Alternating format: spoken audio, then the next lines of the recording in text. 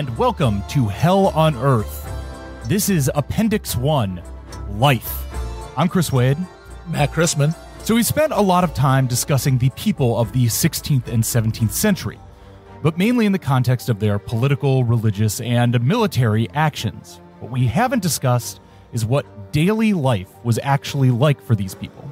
How they lived, how they worked, how they played, and how they related to each other, which is, of course, fundamental to understanding their world. Today, we are pleased to welcome Dr. Eleanor Janega to the show to do just that. Eleanor is a medieval historian, co-host of the We're Not So Different podcast, and author of the new book, The Once and Future Sex, Going Medieval on Women's Roles in Society. Eleanor, welcome to Hell on Earth. Thanks so much for having me. So we're going to be doing this by kind of just going up the social ladder, starting at the bottom with peasants. So I guess let's start with the most bare bones basic question. Eleanor, what is a peasant? See, this should be something that more people ask, because I think a lot of people think peasant is an interchangeable word for poor people, but it's a farmer. It's a farmer. Yeah, I found that out the hard way in the first essay I ever wrote in college for a medieval historian. And that is, at this point in time, about 85% of the European population, give or take. So as a general rule of thumb, in the medieval or early modern period, if you're talking about Europeans, really what they're doing is farming. Just writ large. And we are kind of seeing some differentiation of this beginning in the early modern period, but more specifically over the medieval period, then 70% of the population are serfs, right? So they're not free. Unfreedom is one of these interesting things. It's not the same thing as chattel slavery, but there's all these like weird things on top of it. Like you can't just marry anyone who you want. You got to like ask your landlord if you can get married. If you're sick of living in the village that you were born in, you can't just say, okay, well, I'm going to fuck off down the road. Like it doesn't work like that. So you are bound to the land and you're kind of seen as a piece of property, but you're living on a piece of land that your family has probably been farming for generations. And for the most part, this is not the same sort of farming setup as we would expect to see at this point in time. You still have a lot of kind of open farming at this point, which means that you live in a little village, probably, and then there'll be like a little village green where everyone kind of like runs their livestock through, so you can just kind of like put your cow out there in the morning, and then you go to the fields. And then people farm fields kind of in strips, which are often called in English cellions. So you've got like your little strip and you've got your little house, and you might have various cottage industries that you do out of said house. Like in addition to farming, you might, weave or sell beer, or if you're a particularly good dairy farmer, maybe you also like make cheeses for the market, things of this nature. But by and large, you are still kind of renting this thing. Like it passes down through your family, but you don't own it per se. You own rights to rent it, which interestingly is a system that we still kind of have here in the UK, because it's a terrible place. It's like you inherit your lease from your parents. Yeah. It's like we have this thing here still called a leasehold, where you like own access to a property, but not technically a property. And like, right. Seriously, the people who own the leasehold can like still have rights to have a fair in your backyard and stuff like that. Like, I'm not even joking. So, terrible place. Never come here. Anyway. Well, sometimes it's bad here, but sometimes we do have to just appreciate that we did actually win that revolution, Keeping the King of England out of your face is a good thing in general. I would say that, but I walked right into this one, so it's my own fault. So you kind of got. You pay some money off to your landlord, and what your landlord is really depends, right? Because it might be an actual honest-to-God lord. That's true. But it might just as easily be the church a lot of the time, which explains a lot about why people are kind of head up.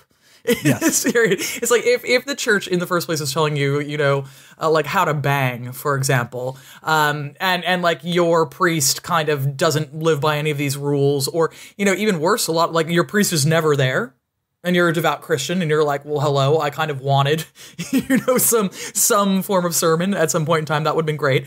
And then they are also your landlord. Like, that's really going to rankle you, and that's a huge thing. So, for example, in Bohemia around this time, the church owns about 30% of all land, which is a huge chunk when you think about it in terms of, here's one of the most important kingdoms in the Holy Roman Empire, and the church is just like the landlord, like even more than the crown, even more than like any one concentrated place. So there are these really complicated systems that peasants are kind of working with, but also being a peasant can mean a lot of different things, right? So as I say, being a peasant doesn't necessarily mean that you're poor. So we estimate that about kind of, at least in England, about 50% of the peasant population are either like just straight up rich, like about 25% of them are probably like rich. And that's what, you term the gentry, like gentry class, or like people who are technically peasants, they farm, they aren't nobility, but they're rich, right? Like they've got some money. Then another 25% are kind of like middle class, like they're doing pretty well for themselves. They might have businesses, things of this nature. Now, the remaining kind of 50%, though, they can be quite poor, and it can get pretty bad down particular ends of it. But there's all sorts of different ways to be a peasant. And there are ways to kind of gain more land, buy more land, and, accumulate more stuff underneath this system, for lack of a better word. But so it all really depends, because being a peasant in southern Italy, for example, is really different to being a peasant in what is now northern Germany. Yeah. Well, we're going to talk more about that in a second, but I do want to get into that whole like lifestyle variation thing here, because I do think that, in the popular imagination of the peasantry, there's kind of these waves of revisionism, and, at one point, the idea is like, oh, peasant, when you think of that, you're like thinking of a basically enslaved mud farmer who has like a 25-year life expectancy if they're lucky, no teeth in their head, just like banging two rocks together.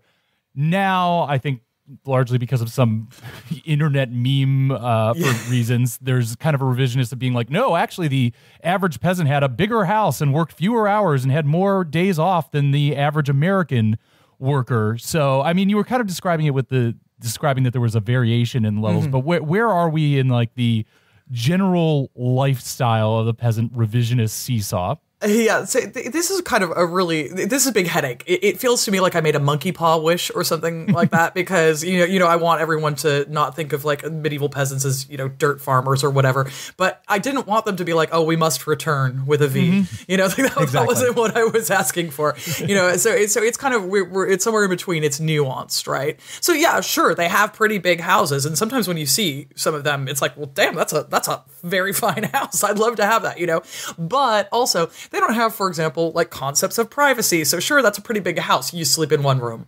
Yes. Like you're having sex in front of your kids, right? Which is why you have like curtains around beds. It's not like, oh, this is romantic and we're being fancy. It's like you want, this is your sex any tent. Amount of privacy. Yeah, right. Like, so we're setting that up, And, at certain points in time, like if you're particularly poor or something like that, you might bring your livestock in if it's a really cold winter or something like that. And, there are kind of backlashes against that. Famously, like Peter the Great, when he builds, St. Petersburg out in Russia, he's like, everyone get the cow out of the house right now.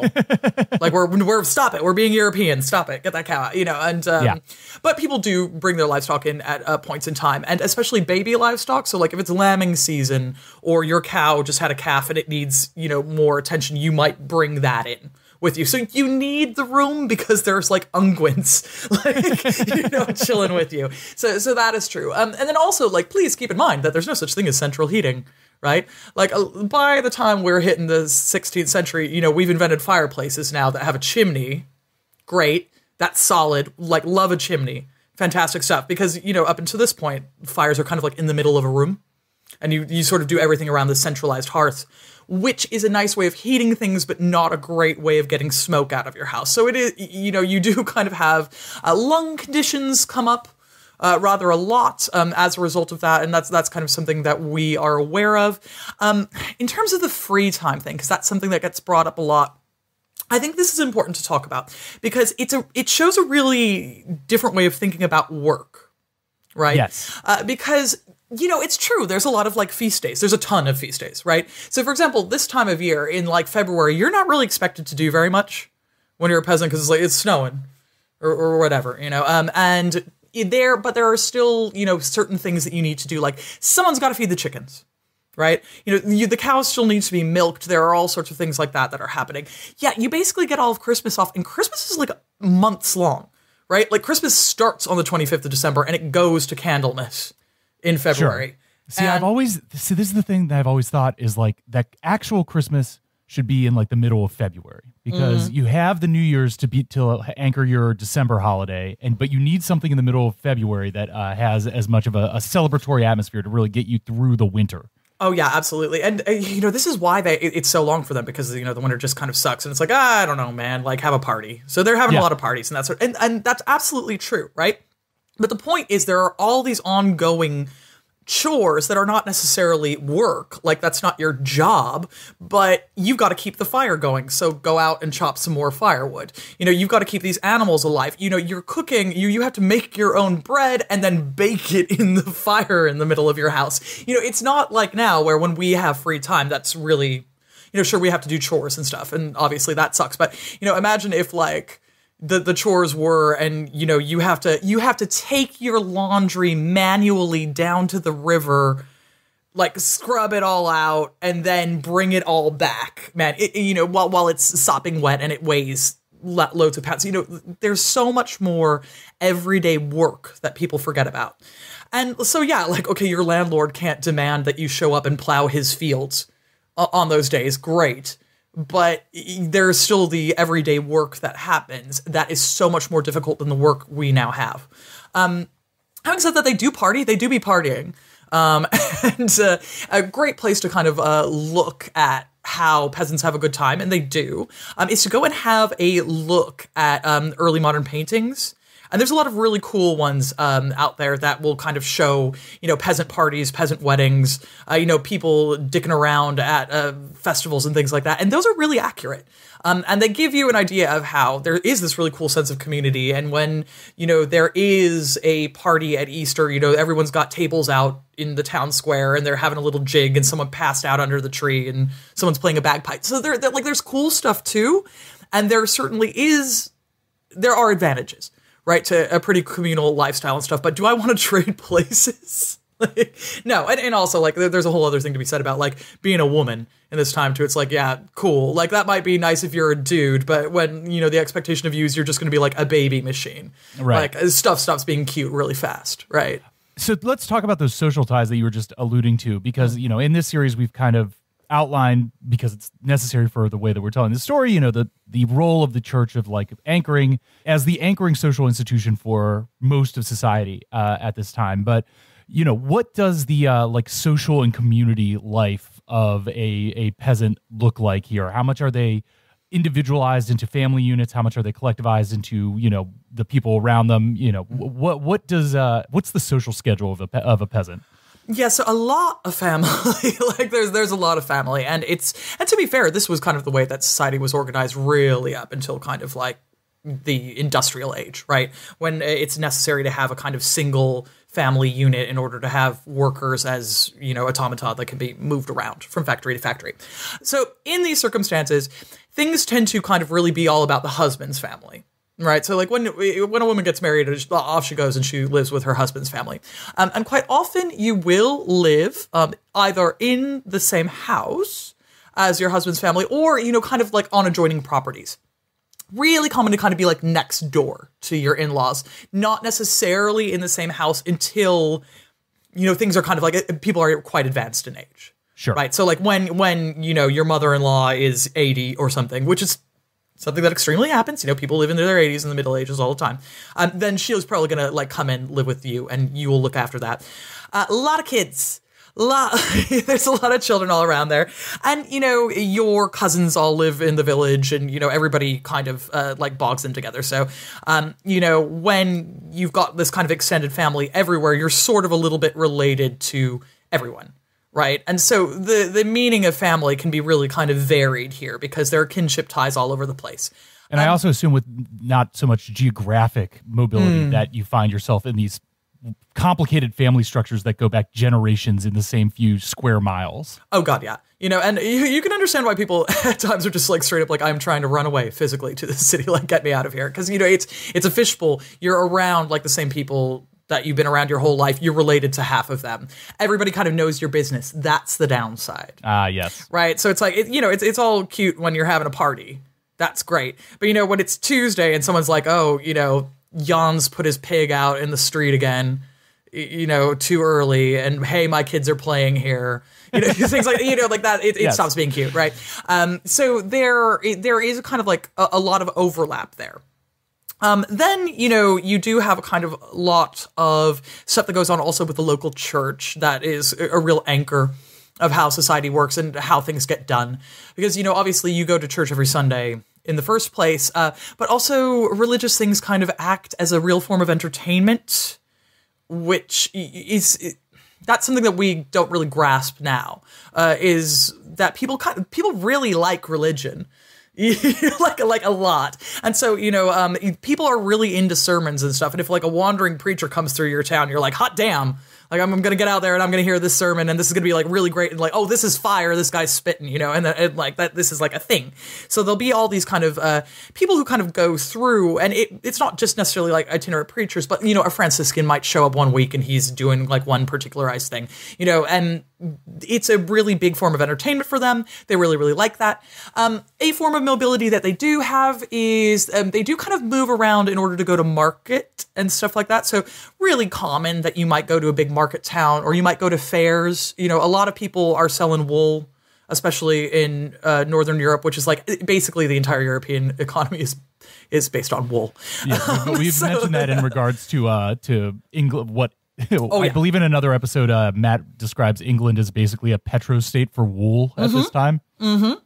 That's exactly it. And it's but this is one of those things, like, if you were in the field come rain or shine every day, you also would like a miracle fiber that stays warm when it's wet, right? Yes. So, like, you kind of get it in a pre-modern world. But, they'll go to town. Maybe you go to the champagne fairs, which surprisingly and sadly do not sell champagne. They sell wool. I know, right? Like, you hear it, you're just like, oh yeah, babe. Oh yeah, that sounds great. I'd love to go to champagne. Guess what? More wool. More wool. No, it's just wool. So there's a lot of that. But people go on pilgrimage a lot too. And, maybe they don't get to go on one of the big ones. What you really want is to go to Jerusalem. Failing Jerusalem, after that, you want to go to Rome. Failing Rome, you want to go to Santiago de Compostela in what is like now Spain. That's another big one. And then it's like, if you're a normal person, you just go on to like one of the ones that is close to you. So, Canterbury, if you're English.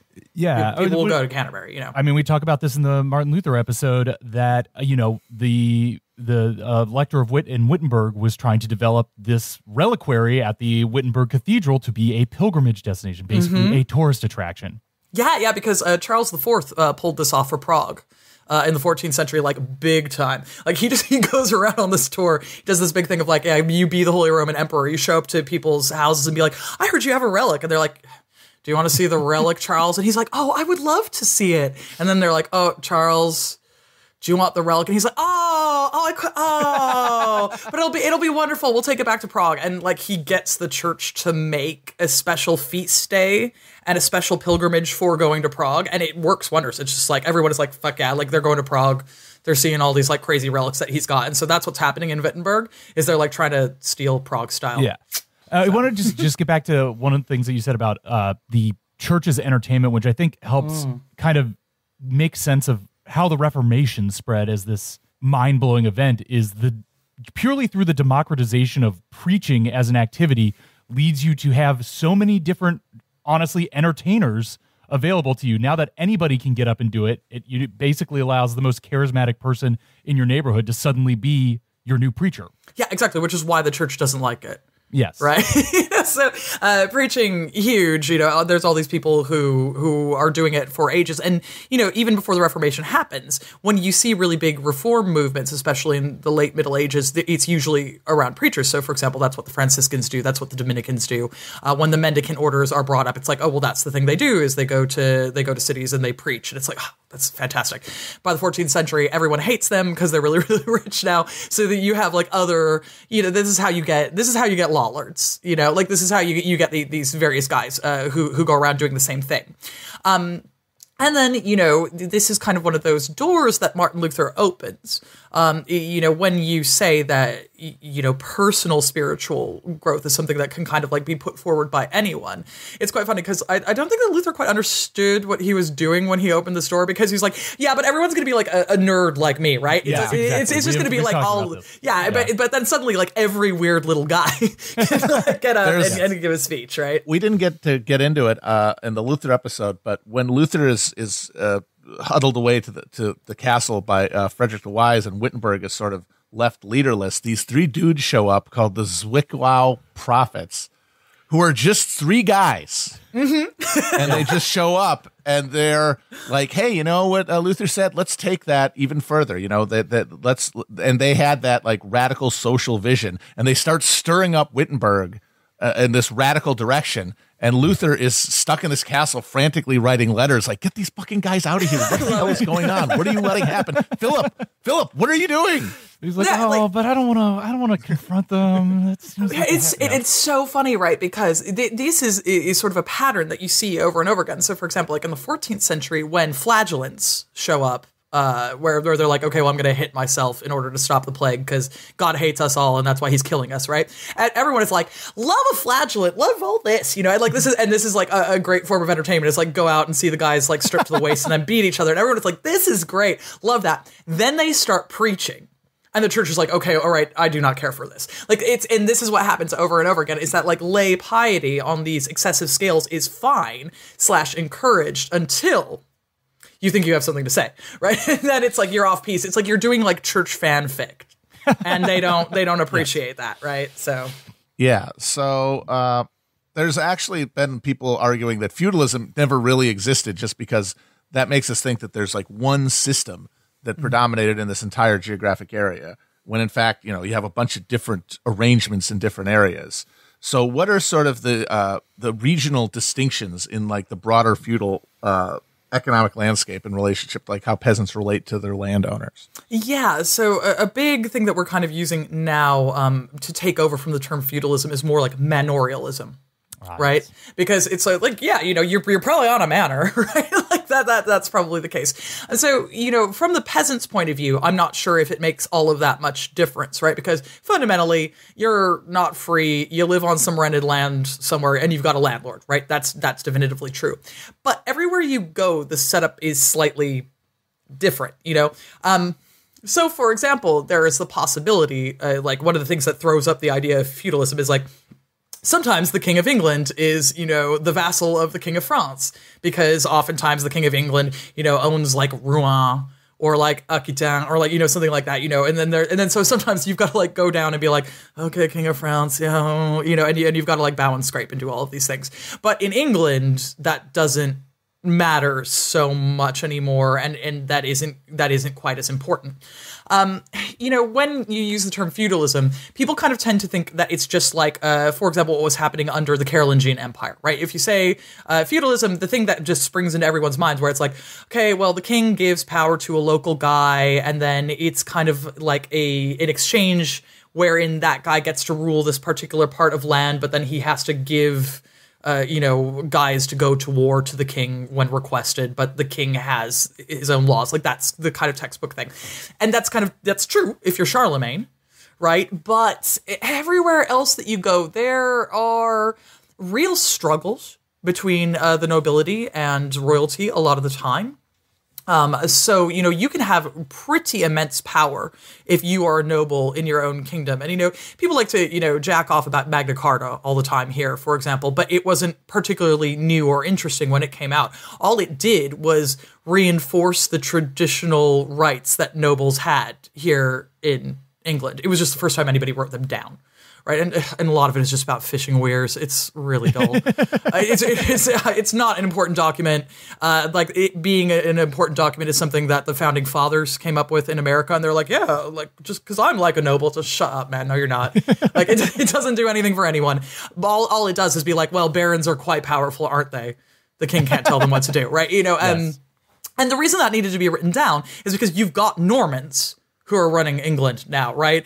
And here's all these English people who are like, homie, that's not how we do things here, right? We've got more power on a local level than you necessarily do in France, because like the French are sort of like the first ones to ever do it, like having like a real centralized idea of being a country, like, you know, being French or whatever, you know, like they're the ones. So in England, a noble guy has a lot more power.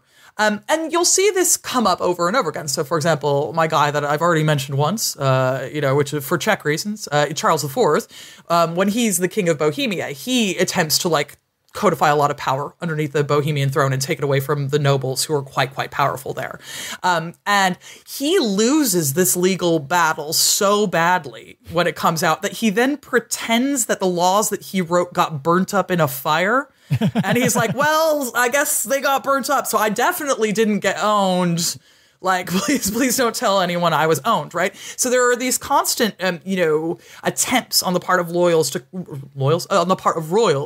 to take more and more power underneath them and kind of enact what we think of as feudalism, but it doesn't really exist. And then, you know, in places like the Iberian Peninsula, baby, all bets are off, right? Because it's like, who owns what at what time? That is 100% not what's going on under the Muslim kingdoms at all whatsoever, which enjoy, you know, a much higher degree of bureaucratic kind of oversight of their lands, really a lot more interest in taxation and varying levels of taxation based on who you are. So, you know, if you are living in Granada, they're quite interested in, for example, like attracting Christians because they're like, someone's got to come here and pay jizya.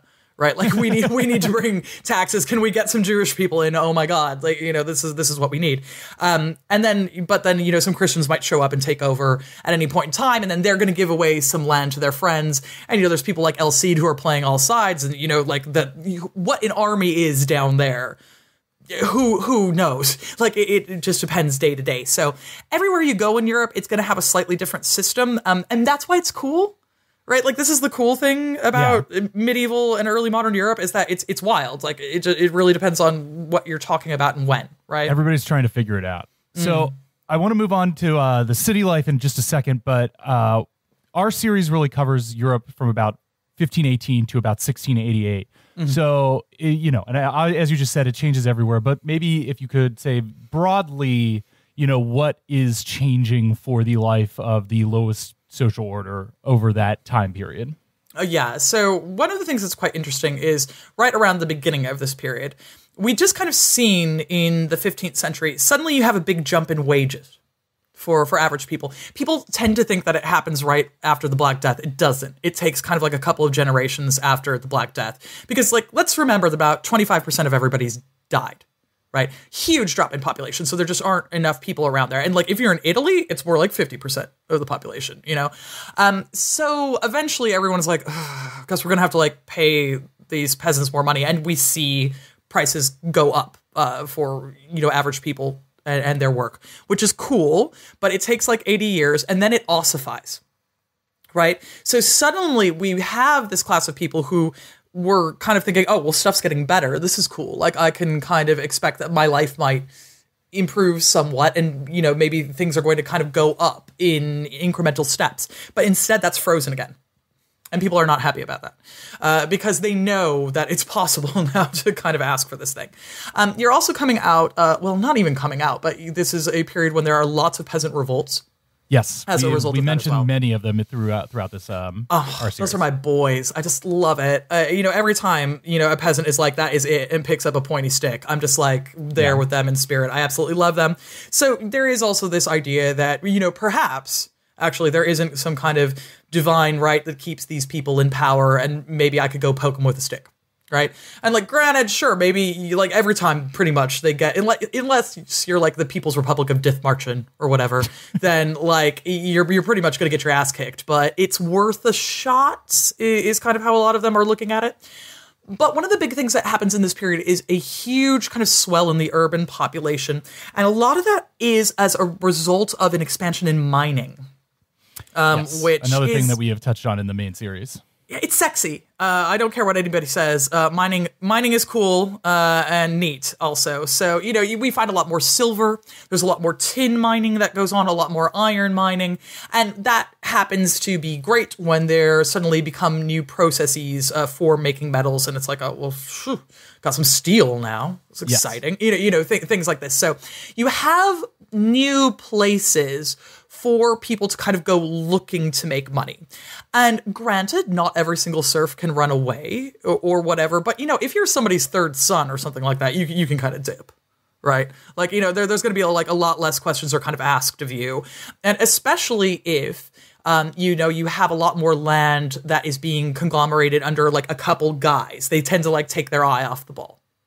And for example, the church isn't as good at keeping an eye on where everyone is as opposed to like some local knight. Like a local knight might have a lot more idea of who he owns, right? So you could run off to one of the mining towns in the German lands or in the Czech lands or something like that, and you could start making bank, right? And at the same time also, because we have urban expansion that's happening as a result of all the mining, well, that means more people are needed in cities more generally. And, it's, people use the term unskilled labor. I don't like to use that, but, someone's got to build all those roads. Someone's got to build the houses. You like churches? Do you, local rich guy? Who's going to build the church? Like, how do you get stonemasons in? So we're starting to see a boom in cities. Now, I don't want to like over-egg it. We've only recently got to the point where more people live in cities than in the countryside. Most people are still hanging out down in the countryside. But there is this movement towards urbanization more generally, and it starts to be something that an ordinary person might think could happen for them. And that means that you come into contact with all the stuff we were already talking about, like cool preachers, new ideas. We've got a boom in universities as a result of this. Printed so it's word. Like, like Wittenberg suddenly, like, okay, like that's not Paris, right? So this is a great transition then to talk more specifically about city life. But before we move off peasants, I have to ask one more question that is pulled from the way that people talk about peasants online right now. Does a Dorito have enough flavor to kill a medieval peasant? So I absolutely love this idea, but medieval people actually have really, really flavorful food, and it would probably kill us. Because it's probably flavors that we would not put together. Like, do you know what a lasagna was in the medieval period? No, but I would love for you to tell me. They're like sweet, and they involve raisins and cinnamon. This is what white people get criticized for bringing to the barbecue. Yeah, it's like, because tomatoes don't exist yet, right? Yes, exactly. But Italians have so much pride about the tomato sauces. They didn't get that shit until like 500 years ago. Exactly. But they love spices, and for them, like, spices are a flex. So, and you'd be flexing too, where you're like, this came from Indonesia. Got nutmeg. I got nutmeg, right? And so they're just throwing nutmeg in everything. And so, when you look at medieval recipes, you're like, okay, like it's probably incredibly flavorful, and I don't really want it. So, I'll just put it that way. I give it a try. Okay, so with that detour taken care of, let's move back to what you were just talking about, where these ambitious third sons go, the boom in city life around this time. So just kind of, you were talking about these mining towns, you're talking about, places like Prague that are collecting people. Let's just start from like kind of a basic level. Like, what is the quality of life in a city right now? What are these people like doing day to day? I know it's obviously going to be a lot more diverse than just farming, but what is the picture that you would like people to imagine about, a day in a early modern city? Yeah, so for something to be a city at a time, we have like these rules about like what makes a city. And it's like, you don't get to be a city. Like, you need walls, you need a cathedral, you need mixed commerce. That's like one of the really big ones. And this kind of tells you a lot about what we expect in a city. So the cathedral is important because it means that it's a place of church bureaucracy. So, if you've got a bishop, it means that, like, basically canon law is taking place there. Now, if canon law is taking place there, you need a lot of highfalutin guys to go and, argue about whatever. And so there's a lot of very well-trained up members of the clergy who are hanging out. Other things that you're going to see are just, a lot of commerce. And so, you can't say industry because it's not industrialized, but commerce, certainly. And so, here in London, like I'm sitting in the city of London proper at the moment. And, our streets all around here are kind of like named after what went on there. So it's like a stone's throw away from me. We've got Leather Lane, where all the leather goods were sold. And you've got like, Cock Lane, which is where you go. Well, no, sorry, I messed up there, because Cock Lane is where you go for brothels. It means penis. It does not mean rooster. But there's like Poultry Street where you go for poultry. So don't fuck that one up, right? Like, don't get it right. So you see a lot of things being bought and sold and created a lot of trade. London is obviously an exception because it's quite big. So there's a lot more trade and a lot of things coming in and out by boat. But that's basically true of everywhere, is there will be a cool stuff that's coming in, like I said, from Indonesia. Like you'll have, it's not unusual, for example, for artists and artisans who are usually posted up in cities. If you work in a big manuscript workshop, for example, you'll be using like lapis lazuli in order to make blue. Which has come to you from Afghanistan, the only place in the world that it comes from. So you'll have like exotic stuff from all over the world, and that's really cool. You still have all the stuff that peasants like, but you got more of it. So lots of churches, and you've got your own parish church. There's going to be someone yelling about God down in the square right now, and people love it. I can't stress enough how much people like sermons. Sounds so uncool, but they love it. So you have a lot of that. But then you also have stuff like, so for example, here in London, theater. Theater is kind of seen on par with sex work, hilariously. They're kind of like, what's an actor and what's a sex worker? I can't tell the difference between these two people. And we get into it in the main series a bit. The theater becomes kind of like a culture war of the day about like whether or not it's going to be permitted, especially during the English Civil War era. God, and those losers. They're such a bunch of nerds. I hate them so much. But and here then also what constitutes theater is really loose. So for example, where Shakespeare's Globe sets up is like right next to the bear baiting rink. Sure. Where people go and like torture bears for sport. And there isn't really an idea of like going to see Romeo and Juliet is different to like poking a bear. Sure. Repeatedly, everyone is like, "That's a nice night out." What are you? I know what about? I'd rather give my shilling for. Right, exactly. So, and then there's the bear baiting and there's the bull baiting. So, like, don't worry. And they've got separate theaters for both those things. It's like having like your football stadium next to like your baseball stadium. Same thing. And so you do have like fine living like that certainly goes on. You do have stuff like restaurants. And you do have stuff like markets where you can go get food. And if you live in a city, you're a lot less likely to have your own kitchen. Okay. That's like a thing that goes on. Like the reason that London burns the fuck down, in the 17th century is because, stuff catches on fire really easily in this period. So you might not like be baking in your own house. So you might go out to eat or like have people who deliver food to you. And that's pretty cool and exciting. Pre-modern DoorDash. Yeah, right? There's a lot of that. Like you would have people who will just like come up and be like, oh yeah, here's cakes or whatever. But then also a thing to keep in mind is that the idea of houses in cities are really different then. So like a household or a house in general is oftentimes what we would think of as like, well, that's like 4 houses or something like that. And, you would kind of like come in through some gates. There'll be a centralized courtyard and then a number of buildings around it that are the house. And the household is not just the family who lives there. It's everyone who works for them.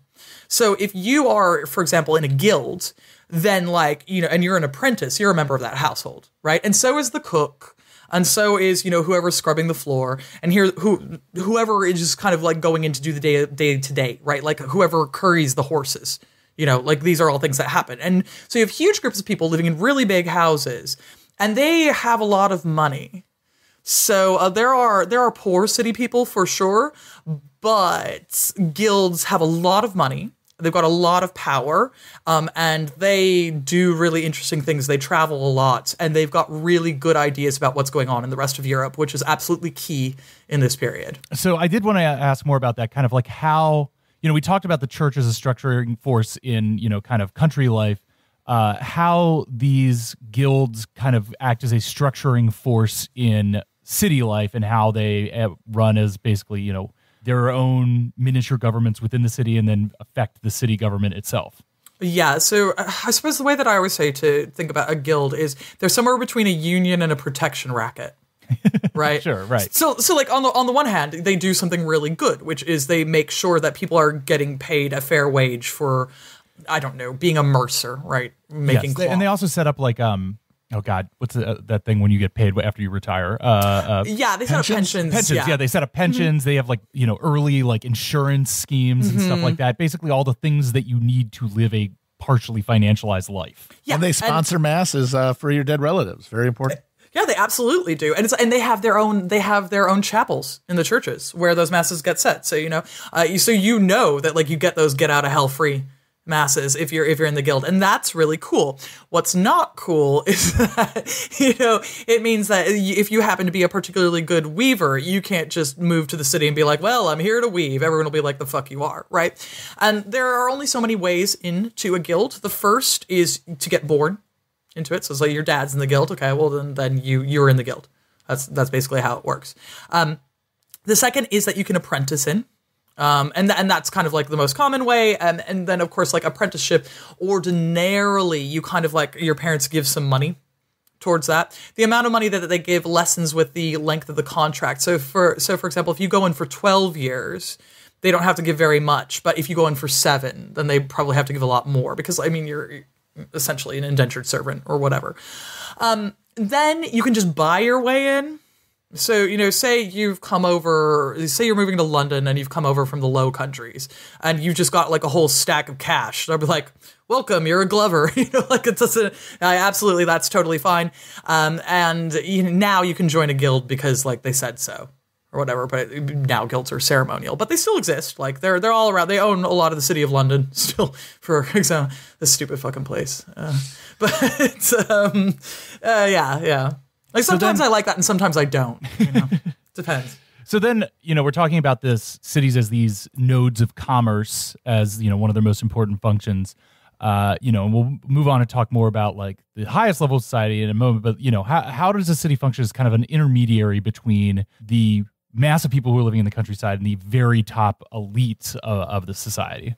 Yeah. So because they've got a ton of cash, which is certainly, a fantastic thing, but they're still common, right? So they do have some political power, especially in the really big cities like, like Paris or Prague or London or whatever. Like, so for example, London has a mayor.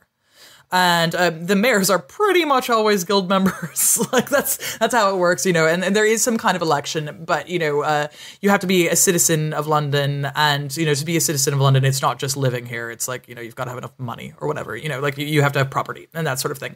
So why the mayor exists in most cities is to specifically kind of speak for guilds to whoever. And one of the big things that they do as a result is they lend money to the real elites. So, for example, oftentimes they'll be forced to like lend money to the crown. And they understand that that's going to happen and they can kind of negotiate power as a result of it. So Londoners have like a ton of freedoms that people in even other important cities like Norwich is a huge city in kind of like early modern / medieval England, but they don't have the same power as London because they just don't have the same amount of money. So one of the things that they absolutely know is that, okay, so we, lent the crown this many thousands of pounds, and so that means that we can extract particular rights as a result of that. So freedom of movement or, ability to use the land around and outside of London for various things. How many eel jetties we can set up in the they love an eel jetty, mate. Yeah. Absolutely mad for it. Or things like they can, negotiate tax breaks. And the things of this nature, right? And they set up banking conglomerates and that kind of thing as well. So they do have a lot of power because they've got financial power. And that is, incredibly important.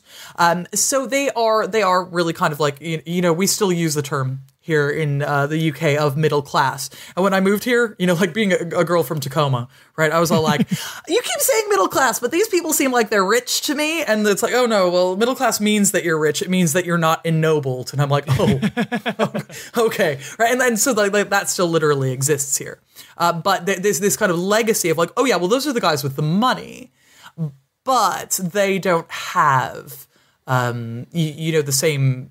the same privileges as a member of the nobility will have. Even if a member of the nobility might be poorer, they, can go talk to the king on their own, whereas a Londoner needs to send the mayor. So one thing that's interesting is that you have, these cities that are growing in leaps and bounds, but the newcomers are not immediately assumed to be citizens of these cities. Citizenship is something that is very much guarded by the existing people within cities.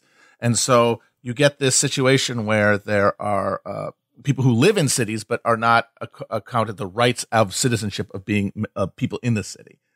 Yeah, so a lot of the time, this is a time thing. So, for example, if you can stay a year and a day in a city, then you will be counted as a free man of the city. And that was certainly true of London. And sometimes that timer is basically like, we know you ran off. Right? And so if you can make it a year and a day, it's always 366 days, then you are allowed to continue to stay. And it also depends on who you are. So, for example, it's one thing if you're a man and you show up and they'll kind of go, all right, well, cool, here's some labor, that's fine. Women in particular, people are like, I don't like this at all when women show up. And there are often laws in a lot of cities where it's like, you have to, within a week, be attached to a household if you're a woman on your own. Because they're like, what are you doing here? Is it sex work? You doing sex work? You're doing sex work? Like over and over again. Like that's the presumed thing. So you need to basically show up and like become a maid like now. Stat, right? If you're a woman, and that is a real dangerous position for women to be in. Huge payoff if you can make it work for you, because there is a lot of money to be made. If like individual single women can, if it works out for them. But also interestingly, like people do move around a lot. So you find all the time in early modern and medieval Paris, there's English people down there constantly. Like English people run off to Paris. And it's like, oh yeah, I was born in Southampton, but here I am, bright lights, big city kind of deal. But, nobody thinks they're Parisian. They're like, oh, this is just like another one of those English people who's kind of come over here to work. And generally speaking, if you can stay there for a number of years and then marry somebody and establish a family, that's when people start going, well, all right. But because you kind of have increased numbers of people who are moving around at this point, people start getting antsy because you have large amounts of foreign people kind of show up in the cities, and it's like, who are all these Dutch people? As time, carries on, you'll have, I don't know, Huguenots show up in London, and everyone's kind of like, I kind of like this because I don't like Catholics, but I don't care French. But they're French, and they're taking over the clock-making industry. So, it's stuff that we would just like never consider, right? But it kind of works. That sounds pretty familiar to me, right? But then, of course, there's like huge numbers of English people who are over in like the Netherlands, and right. like that no one ever thinks about that, right? But so the people do move around a lot. Then like quite famously, you got a lot of German speakers showing up in places where Slavs are like, "More are you, huh?" Okay, and like that's and there's a real classed element to that in kind of like the Czech, Slovak, and Polish lands. Germans show up and they're like, well, I think you'll find that I'm a fancy boy, so now I live in your city. You're gonna learn Polish? No. Oh God, no, I'm not going to do. This kind of thing happens rather a lot, and in the mining towns that starts to rankle. Because, they're like, woohoo, we finally have an industry. Everybody like, look at us, we're mining. And then it's like, Germans are like, no, I'm going to be doing that. You go be a Slav elsewhere kind of deal. So you start to see these real clashes of kind of early nationalist thought and ideas about nationhood, in particular kind of spring up at these flashpoints around, who's moving in, who's taking advantage of the fact that there's now more money splashing around, and who gets to wield the power of the moneyed in cities.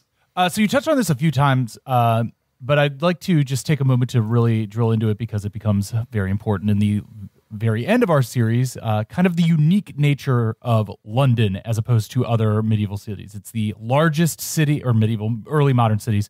It's the largest city in Europe, and it collects the most, diverse types of people, and then it ends up being the birthplace of a few, or of the kind of economic system that will come to dominate the globe. So could you kind of speak to what makes London unique in the 17th century, and maybe do a little compare contrast against, say, Paris, the other largest city, Catholic, more tied to the French monarchy, Yes, this is a really interesting thing, right? Because who would have thought London, right? It's really interesting now. I say this sitting in London, right?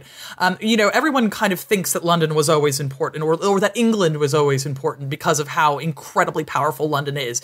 And that's just not true, right? So like London is really powerful and London is really rich, but nobody cares about England. It's like, oh baby. Like, like you and your sheep, bless you. It's kind of like, it is, like a petrochemical state where it's like, I mean, we'll take your money, but like, you're not quite people, this sort of thing. And it was always in the medieval period Paris. Like just without a doubt, Paris was the one. I mean, maybe you could give Steve's points to Rome just for being old, but like it had really collapsed pretty. So unless you're the church, nobody really cares. Like, no taking apart the dang Colosseum to build houses. Yeah, like no one cares about Rome. Like, everyone is sort of like, well, Florence maybe, something like Venice, yeah, sure. But so what London manages to do really well is this banking thing. So in the first place, you've got this system that's already set up with the mayoral system, with this understanding that you are kind of allowed to do business pretty freely here and pretty undertaxed comparatively. Now, there are certain occasions when, the king may insist upon some things and, really screw with people. But not every king is a jerk. And most kings tend to understand that the real power that keeps them important is London, right? So they're making rather a lot of money and they're rather far away. So it's like, the French attack them occasionally, but it's not the same as like, I don't know, being in the kind of like German or French lands and there's like a kind of an army marching by every day. You could just walk there. Yeah, like that's not going to happen, right? If you want to take over England, you really have to make a point of it, right? They also are quite good at boats because you need those. Right? And boats are the fastest way to move around in this period. So whereas on land, really with a horse or whatever, you can only kind of do about 40, like max 50 miles a day. If you're really pushing it out and you're like going for a change of horses to a change of horses, like doing some Pony Express shit. Otherwise, it's moving things around by boats. And boats are fast. Right? And so because English people have to be good at boats, they are good at boats. And because English people were already trading really extensively, like out of London with, for example, the Hanseatic League. You guys have done the Hanseatic League? Oh, yeah. Yeah, I thought I heard love that. The Hansa cities. Oh, mate, I love them, right? But it's like, sure, Visby's one of those. And I like to go on holiday to Visby. Very pretty, very picturesque. They got money in that period and then never again. But London, what they do is they pivot really nicely. And they're like, oh, well, there's all this money sloshing around from the wall. What are we going to do? And they set up, these banks, debt sharing things so that they can go into more commercial ventures and kind of go around looking for other things. And they do pretty all right at playing politics. Like they punch above their weight a little bit in terms of who they are. They hate France, obviously, and then they hate the Habsburgs and things like that. But, they do a pretty good job of kind of like eyeing the church up until like the last minute and then being like, okay, well, that's it. We're Protestant because Henry VIII is horny or whatever, and then that saves them money as well. And that's a kind of like influx of cash. And then that kind of the other really profitable places at the time, like the Netherlands, are like, oh, great. Well, I love that because I love to be a Protestant. Don't you love being a Protestant? Here, have some money, right? And the Dutch are the ones who are doing really interesting things like going to the Far East and like bringing back a lot of stuff. But the banking is happening through London with them. So they might have the porcelain or whatever, but the money stays in London. And that's kind of the thing. So really, it can be argued, and oftentimes I would, is that the thing that really sets London apart is the financial system. It's not like necessarily, wool's important. I'm not saying that wool isn't important. I think I've made that clear. But, it's what they decide to do with it. They kind of look at Venice, and Venice is doing a really successful job of this. And they're like, we could be the Venice of the North. And, they managed to do that. So fair play, I guess. Well, that's why I'm here, right? That's why we're all speaking English right now, is because of this, which is weird. We will actually be getting more into the financial innovations in depth next week, but let's move on to the last rung of our social ladder. Court, royals, nobility. Obviously, the top of the heap of this time period, the guys that we were talking the most about throughout the series are the Habsburgs, Spanish and Austrian, so I feel like we'll be pulling most from them, but just in general, we want to, as with all of the other rungs, it's just like, how should we be thinking about court? I think one of the things that has come through this series is that at the very top level of these governments, you have the royals, their family, their court, which is basically a system of professionalized friends of the king and his family, right? So could you describe how this is working at the very top levels? Yeah, so it's really wild because they do have jobs. Like, it's a job being a courtier, and the jobs are esoteric. Let's Right. put it that way, right? So say you're a lady in waiting to the queen, and I'm not making this up. One of your jobs is going to be like, when the queen gets married, you go sit under the table next to her feet. Just I all don't day know. or during the wedding? Yeah, or during just- during the feast. It's just like, and they're like, yeah, got 2 duchesses under the table. You like that? And basically what you're saying is like, I'm very fancy indeed, right? Like you can tell that I'm fancy because of all the fancy ladies that I've got. And this is an interesting thing, is this is a particular job for women, and it's a big job specifically for women. And this is what damsels are. It means like damisella. And so it's kind of like women in the house, and like being a professional, well-dressed woman in the court's a job. And you do stuff like embroidery, but you're also just a house ornament where it's like, it's a flex. Like, oh, look how many well-dressed women I can afford to keep around. But you also then do like missions for the queen or whatever. The queen is like, I need you to go down to Anjou and like deliver a letter, and they'll be like, okay, and off they go. And so there's a lot of kind of like scheming back and forth, and like women running around everywhere with notes. It's wild. But you're also just like a form of consumption, right? Like where it's just like conspicuous consumption. So that happens. For men, you have obvious stuff, which is like war. Like that's the big one. They are all loaning money to each other, all of them. And like that is like they are their own kind of banking system, which is kind of one of the ways that London manages to get ahead of things, because it's like, well, you don't have to ask the Duke of York for money. Now it's like, well, you could ask the city instead, and it's like less of a come down if you don't have to ask another member of the nobility for this. And of course, like they're all extracting money out of peasants, like, and with their rents and things like this. But they might have a little sideline and things like maybe they particularly produce, they might own, for example, breweries. This is like a really big thing, is like to have a really fancy brewing house, or vineyards. Like if you're quite fancy, you might own like land in France and be like, got a vineyard, you like that? So this is like a big thing that happens. So they do kind of produce things and trade things. They might have side things in terms of trade, but mostly it's just politics and friends and hanging out and playing the lutes and like writing poetry, and they are all partying the whole time too. So a big kind of thing that's happening here is partying really excessively, showing that you know how to party, and that you can then also keep in mind what it is that the king asked you to do and getting that done, but also being like the first to come and last to leave at the party really recommends you. It's kind of like frat boys, but they have a job. It's Right. really interesting. So yeah, like I don't know. They play a lot of tennis. They've got this weird kind of tennis. Yes, the weird indoor tennis thing that they played. Yeah, which I've tried to play. It's It's actually like really basically hard. pickleball. Was that the deal? Did Yeah, we it's reinvent like- that shit with pickleball? Yeah, it's basically the same. It's really heavy. I tried to play it and I was not good. Let's put it that way. But yeah, it's so they play a lot of sport. They hang out and they wheel and deal. I guess it's kind of like the equivalent of like doing business deals on a golf course, right? Yes, but all like very formalized in a weird way. It's like I mean, at least this is what I have gathered from it, is like, yes, it is this life of performed leisure in which the way that you perform it is also how power gets traded. Oh yeah, absolutely. And I think the thing to kind of keep in mind about it too is that there are all of these kind of rules which are constantly being upgraded and changed.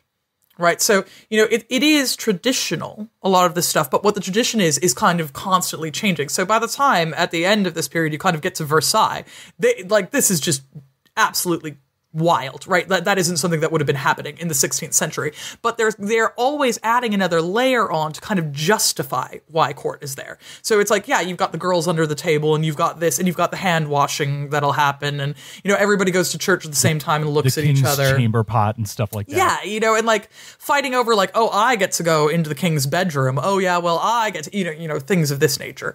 But that's always being added onto, and it becomes more and more performative and larger as the early modern period progresses. So it's like, in order to justify the fact that they exist, they're constantly making new rituals, right? They have to burn more money in the process. Oh yeah, 'Cause exactly. The surplus has to be destroyed through consumption, which of course is one of the things that fuels the Renaissance. Just all these guys like, okay, what can I spend money on? Paintings, nude sculptures. Good, here, make that shit for me, please.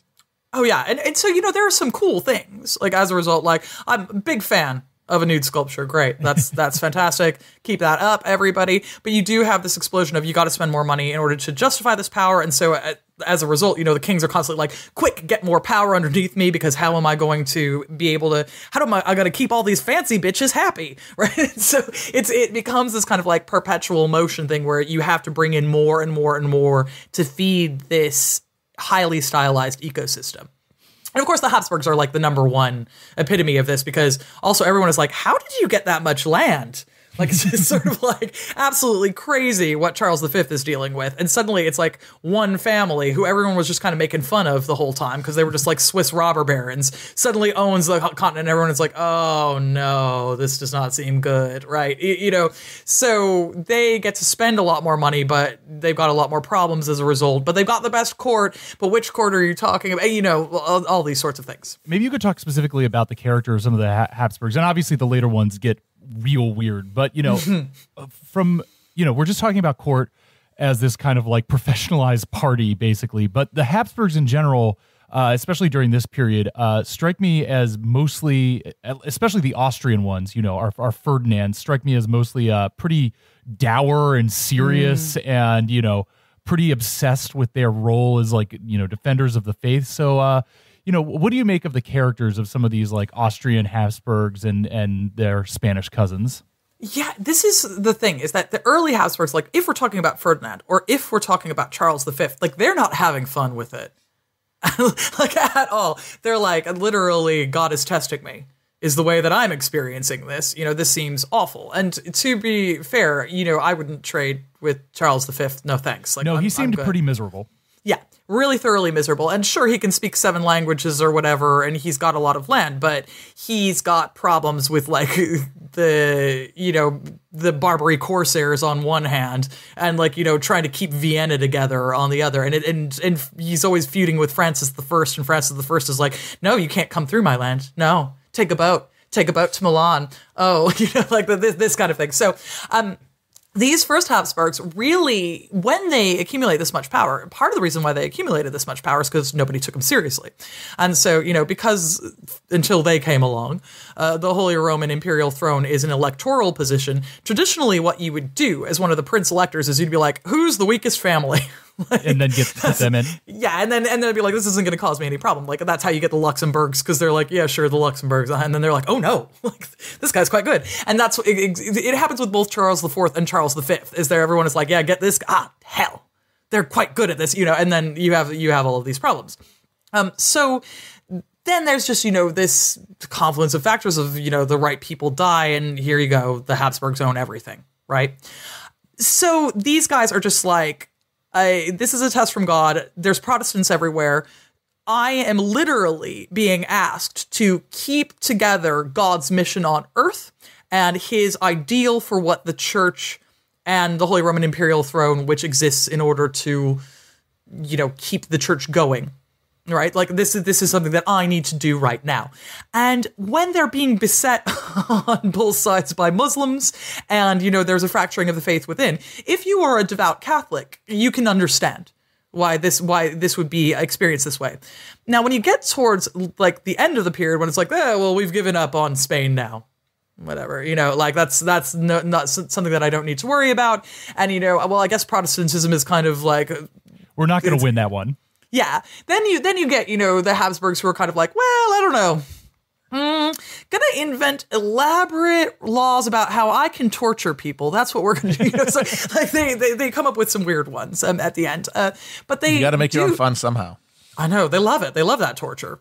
Like, oh, okay. So they do quite interesting things, but like, to say that someone is a Habsburg can mean very many things because there's such a huge family. There's a lot of cultures that can mean something about. It's like, oh, are you talking about, the Escorial, or are you talking about Vienna? They basically make Vienna into, this huge imperial city that it is today. They do all these cool, like, urban projects, which I'm really, I'm enjoying the fruits of Habsburg labor whenever I go on holiday, right? This is fantastic for me.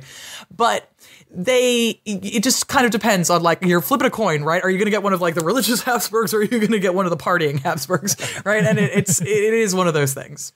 I guess kind of the final question here, we're talking about court culture, we're talking about the character of these guys. I think then the question would be, like, how does the court and the royal family translate into an actual bureaucratic system of governance at this time? Like, could you describe how, these royal families are actually grasping at being heads of state in some way? Yeah, so, all of that partying and everything, as I was saying, one of the things they do is they make new rituals, but one of the things that they also do as a result of it is they start to make governmental cabinets. Right. And so this does a couple of things. In the first hand, it means that kings can have a better idea, if they so wish, about what's going on in the business world. Right. So you will make a little cabinet who are like your financial ministers. And then everyone, they have a look at what all the business is. And then they come and report to you. And you can put your court favorites in the financial positions. And so, like, everyone's going to kind of suck up to you and try to strive to be on these various cabinets. So as a result of this, one of the big things that we see is a move towards professionalized armies. So, because who knows if you're going to need to go start a war with Francis I at the drop of a hat, right? Because he said something about Milan.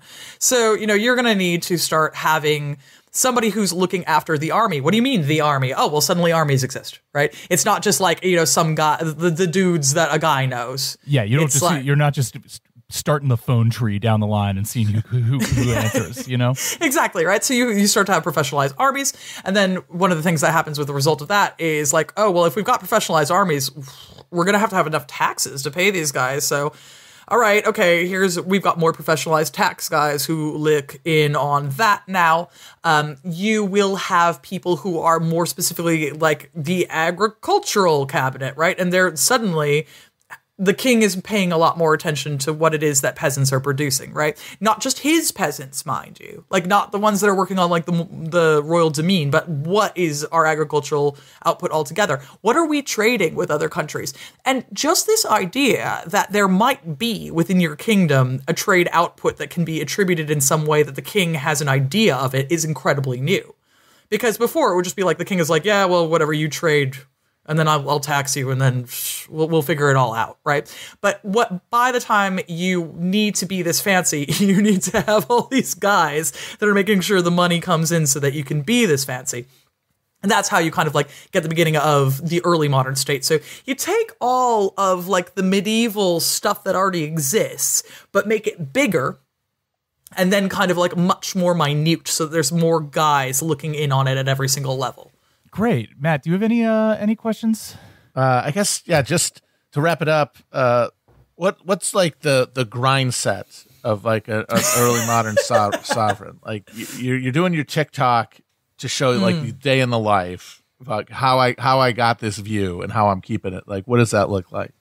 Yeah, so a big thing that they're going to do, like their TikTok is paintings, right? So it's like, they're all like, get Titian in here. Like, oh, like at just 7 a.m., I'm on my horse, and this kind of thing. So, right. They do this. They have these really amazing propaganda programs where they're like getting, the painted a ceiling, everybody. You like that, building new churches.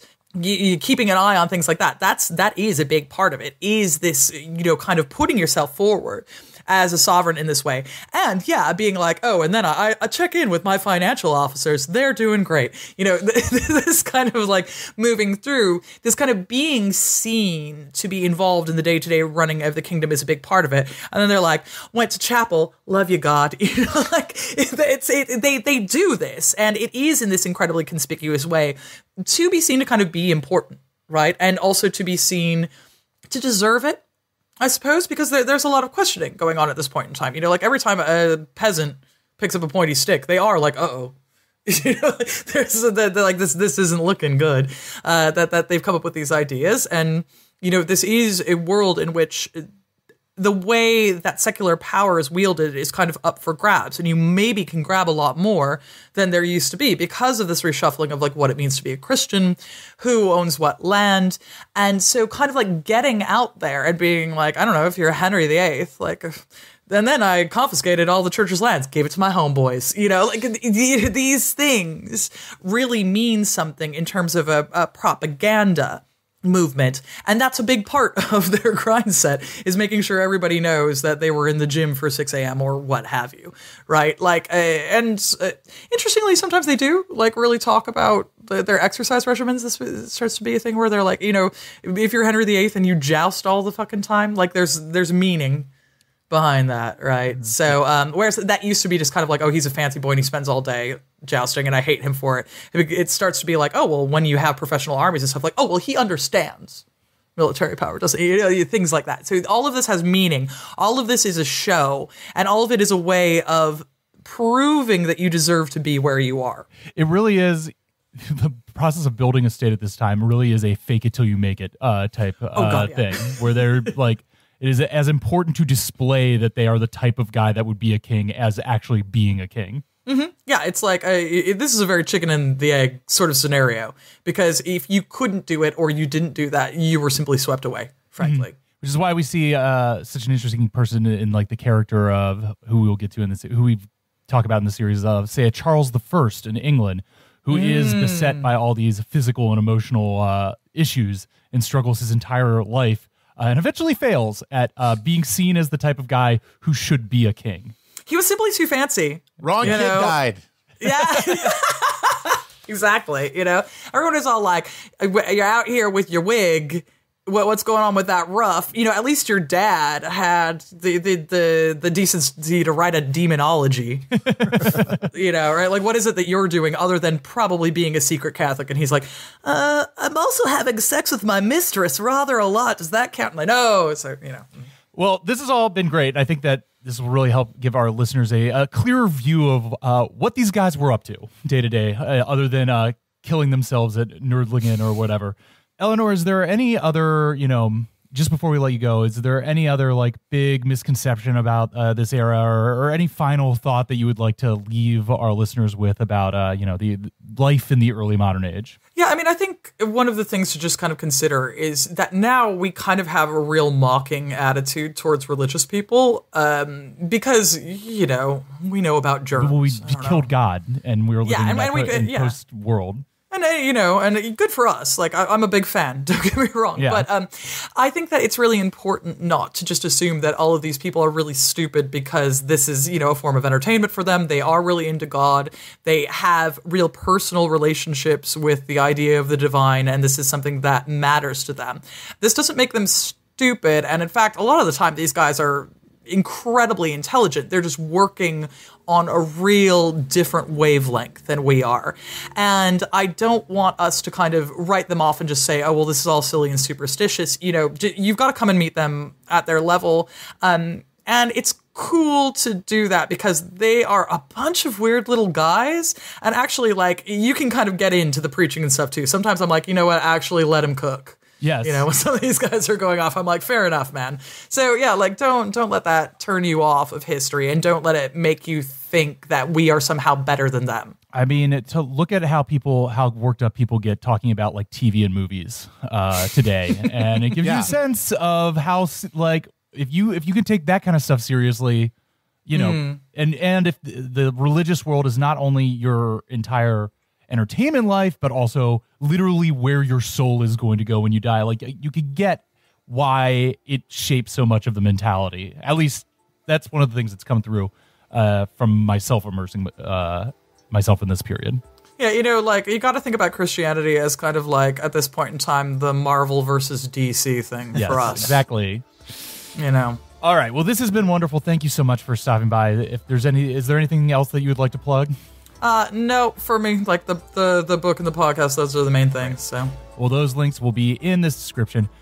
Thank you so much. This has been great. We'll be back next week for another appendix, in which I believe we will be talking about finance and economic innovations of the period. So nice. See you all next week on Hell on Earth.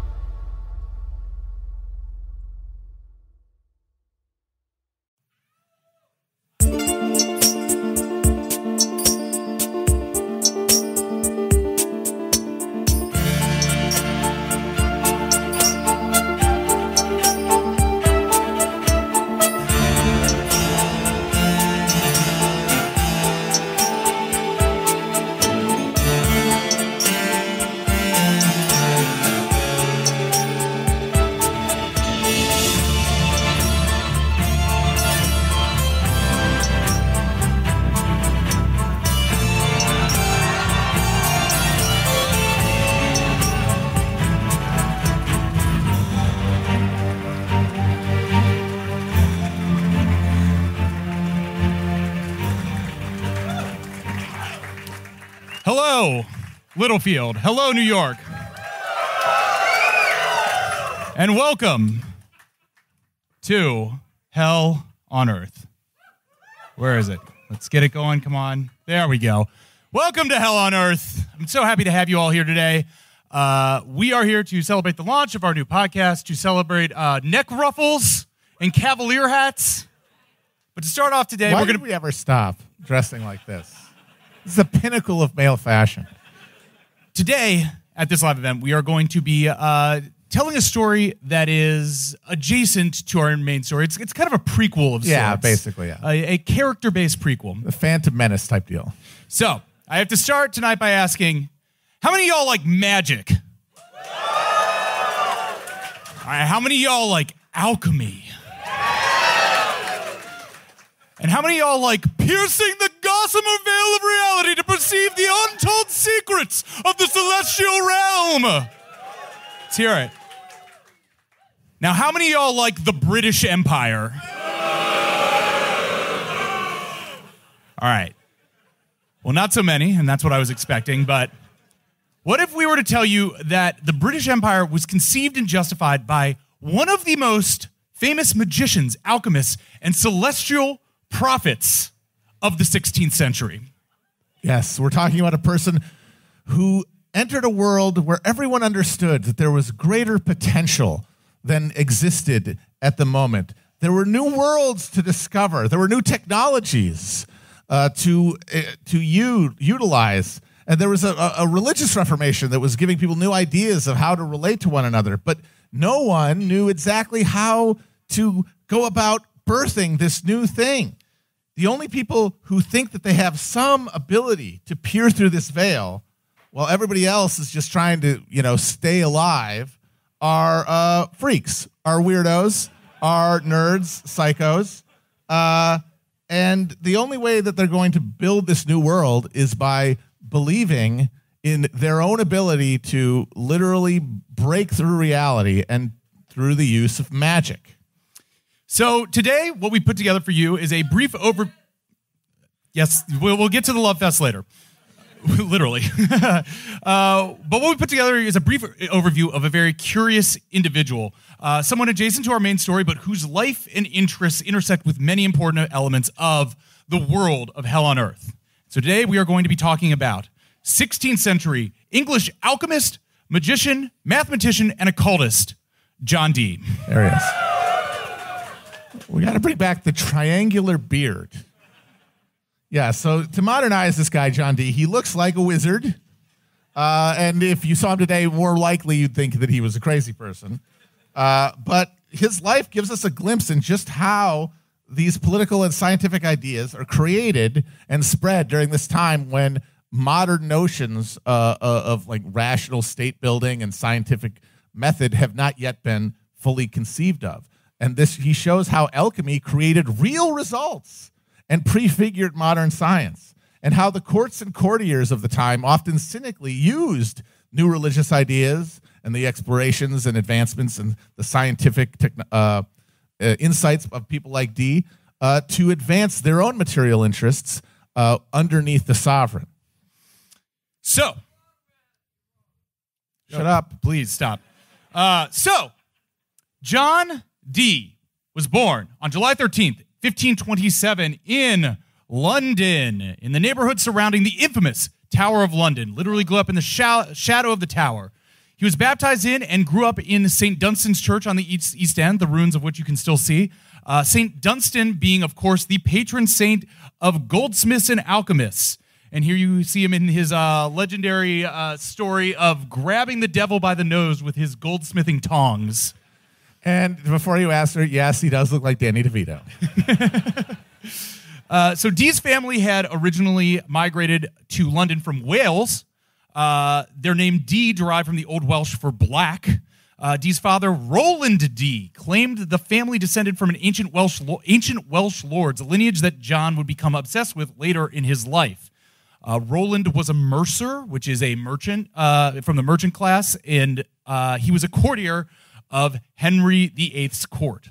Roland was part of the developing, striving middle class, and the Dee family's fortune rose and fell as Roland triangulated his favorability in the cutthroat world of Henry's court. So we're going to talk on the main show more about the Tudors, but one thing to know about them is that they were this Welsh dynasty that came into London, and when they did, they brought a lot of Welsh people with them from the army and from the different classes, all of whom were able to use their relation to the king as a way to gain influence in court. And court, what is court? What do we talk about? It's essentially a bunch of people, high nobles mostly, who were the professional friends of the king. Because it's boring. You're sitting in a drafty castle, guy comes along, you got to sign a parchment. You haven't crapped in weeks. You need distraction, and that's essentially what the court provided. A daily retinue of people that you could shoot the shit with, play a lute with, watch capering of jesters with. They'd come and change your pants at night and turn down your bed. One of them, hold your hand while you fall asleep. One of them, the groom of the stool's job was literally hand you the thing to wipe your ass with when you were on the toilet. But that provided intimate access to the king. So you had these guys who were professional friends of the king and who used their access to advance the economic interests of their families and friends. And that's what everyone was trying to get near. And the Dees were one of these Welsh families who was trying to insinuate themselves into the good graces of the Tudors in order to advance their material interests.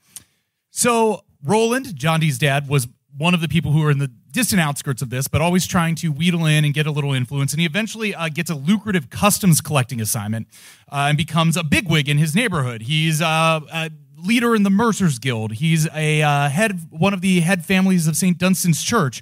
Until, of course, a shift in the court society and the Mercers organization of London takes away his customs collecting assignment. The family fortunes spiral, and eventually he is shamed for attempting to steal some plates from St. Dunstan's Church to sell to pay off some debts. No good. He gets kicked out of high society. But they have enough money to send little John Dee off to school. So John studies at St. John's College at Cambridge and then becomes one of the founding fellows of Trinity College here, which was founded at the time that he went there by Henry VIII. Here, Dee establishes himself some early cred as a wonder worker for creating a fabulous stage effect of a giant flying beetle for a production of Aristophanes' piece. Has anybody here seen this Aristophanes' piece? Any Aristophanes heads? Was there a big beetle, sir? Did it fly? Were you amazed? Okay, well, okay. Nowadays, you might go to the theater and see a giant flying beetle and be like, yawn, but at that time, it was pretty impressive. No one knew how he did it, and he kept a secret for his whole life. And later, he would come back to this. Obviously, the myth of this beetle might be exaggerated because Dee had to constantly kind of revise his own history as various attacks of hereticism and evil magic working were applied to him. And this was one of the things that he kept coming back to, being like, "Oh no, I just do cool stage effects. I made the beetle fly. Everybody loved the beetle." So that's one of his early works of magic. But as Dee's family fortune collapses, John hightails it from England for the first of many European sojourns. He studies in Brussels under Gemma Frisius and, of course, Gerardus Mercator, where he becomes familiar with the cutting-edge geography and astronomy, collects globes, maps, astrolabes, and all the new continental scientific toys. You, of course, might be familiar with Gerardus Mercator from his famous projection. He is the one who made the flat map. Yes. He was trying his best. This is from 1569. He did this with a bunch of astrological charts. He literally just looked at some numbers and guessed, and that's how he did. Look at that. Europe. That's very impressive. Yes. Greenland's too big. You do better. Yes. We can all accuse him now of Afro-minimalism, but he did this from a study in Brussels. Yeah. So, give the man his damn credit. So Dee is studying with this guy and becoming actually quite well learned in the arts of astronomy and geography and stuff like that. After that, he returns to England, where he's offered a role as a lecturer at Oxford, to which he says, which probably was the biggest fuck up in his life, because he basically doesn't have a job for the rest of his life. But he turns down this job because, Oxford is focused on things like grammar and rhetoric, and he wants logic, he wants math, he wants STEM. science. He's a STEM guy. He's a STEM lord. And he's sick of the humanities, the literal humanities, when they invented that shit. He's like, really? Rhetoric? I'll be over here creating new shapes. But he does get set up with a little bit of income because he gets installed as a rector at a parish church in far off, a place that he barely ever goes to. This is like one of these typical things of like a lower. You just get like a job collecting rents from a church 200 miles away. You would do nothing, and you would just get a percentage of the incomes of the lands associated with an abbey or something. It was a perfect no-show job, and you'd get them if you were favored by the court. And Dee did well under Henry's son, Edward, the boy king, when you saw a big explosion of Protestantism, where they tried to go full hog Protestant. Henry VIII had taken over the church, but he was a Catholic really his whole life. He never forsook the sacraments. He kept to Catholicism in its form. The people around his son were much more interested in extending Protestantism to its farthest extent. That's when they started smashing up all of the glass, in the churches and stuff. And during that period, he was advancing. But then Edward dies at 15, and his older half-sister, Mary, the Spanish Mary, comes in and essentially tries to undo the entire Reformation in England, bring back Catholicism completely. And Dee at first is caught up in this, and it further ruins his family, but he is able to weasel his way out of whatever trouble he was in and becomes one of the persecutors of Protestants during Mary's reign. Because one of the key things about being an alchemist, mathematic type guy is you got to know which way the winds are turning and how to kiss an ass if you want to stay above ground. And he does a great job of that. Part of this Mary's reign is she was briefly married to Philip II, Habsburg, creating the tantalizing possibility of a Habsburg takeover of England around this time. It is wild to think of it counterfactually, because she was married to the King of Spain. There's a possibility that England just becomes a counter-Reformation Catholic power, but she just dies. She drops dead before she hits 40, and we don't get that because God is Protestant. That's one thing we learned from doing the research for this show, is that if you go by who is favored by chance, by nature, the answer is the Protestants. Yes, throughout the series, almost every act of God that could intervene in the conflict almost always lands on the side of the Protestants. Yeah, honestly, like the Catholics should have taken a hint at some point. Yes. So yes, as Matt said, Dee is coming into his own at this moment, and as he leaves the Catholic side of the conflict, he gets hooked up to Elizabeth's court in waiting. She has her own, Mary's half-sister, Elizabeth, has her own court, her own system of courtiers around her, and Dee gets into that. And he starts by calculating ingratiating himself to Elizabeth by calculating, there she is, face tuned to shit in this photo. Yes, we'll see a few photos of Elizabeth throughout this, or paintings of Elizabeth. You always notice the completely ornate dress that she is wearing, and then just her face is a white oval with spots. Yeah, she looks like Mark Zuckerberg in every painting. So he gets hooked up with Elizabeth and performs his first services for her by calculating a horoscope about Elizabeth herself and also her sister Mary. Now, this is an actual horoscope written by John Dee. This is his own handwriting. This is his own calculating. And I was looking into this, and one of the interesting things about this is specifically about the date of a supernova recorded in the year 1006, which is 500 years before Dee actually lived. And the analysis of this horoscope I saw by modern horoscopians,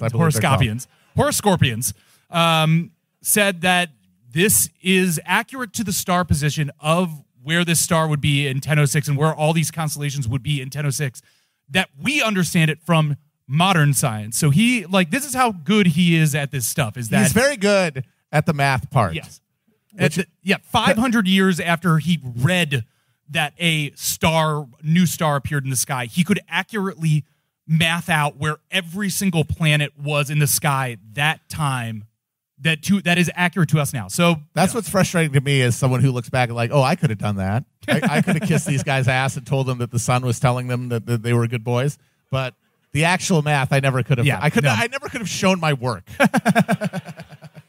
So Dee's calculating horoscopes for about Mary's reign for Elizabeth, trying to say, oh, this is going to happen about Mary. This gets him in big trouble right about now because there is a difference in mid 16th century English culture about predictive versus descriptive horoscopes. Basically, if you say that something is going to happen in the future, it is tantamount to like hexing, like willing it to happen. And so you're willing it to happen, or at the very least, you're hoping it happens. Yes, exactly. Which is not good. So he gets locked up, thrown in the Tower of London for effectively like hexing the Queen in about 1555. This is a black mark that follows him the rest of his career.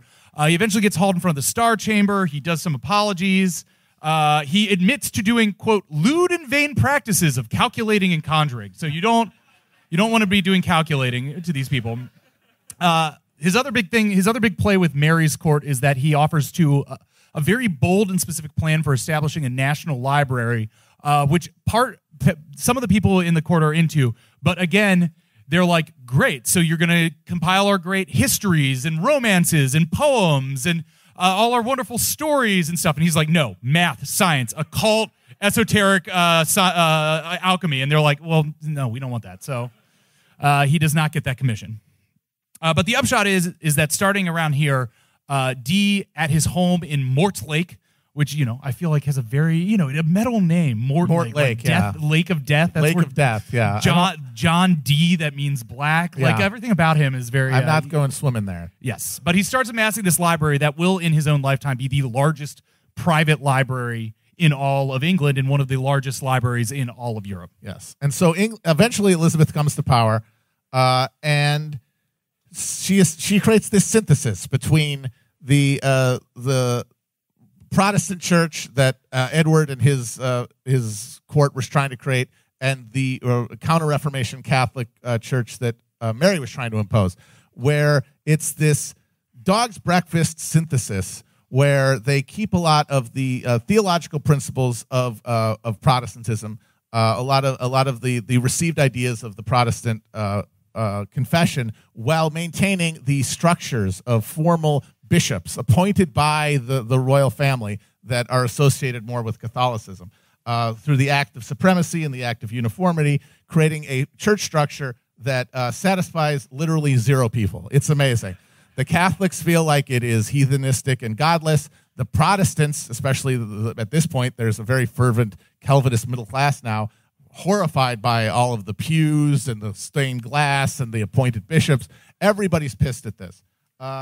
And Elizabeth is able to navigate this and mollify the Protestants by creating a foreign policy that is fixed on supporting other Protestant forces in Europe.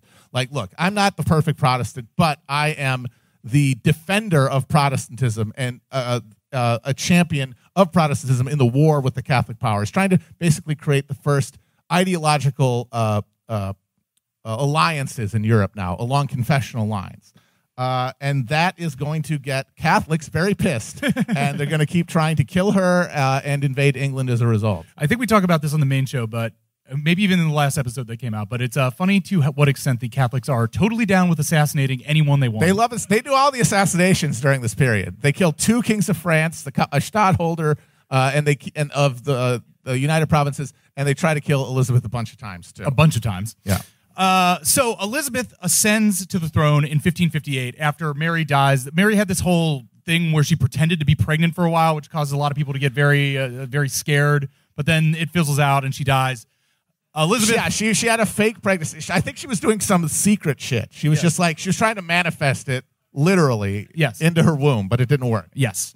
And so Elizabeth ascends, and Dee is on the periphery of the court, but he has some interest from Elizabeth. She is a very esoteric, mystical streak to her. So she's interested in this stuff. And so Dee starts trying to ply his trades in the Elizabethan court. And what can he offer? Okay, we're going to start trying to explain the mathematical and magical principles of Dee, which are very esoteric, so you're going to have to stick with me for this. Dee is obsessed with light and optics. These are some of Dee's actual instruments that are kept in the British Museum. This is an astrological chart.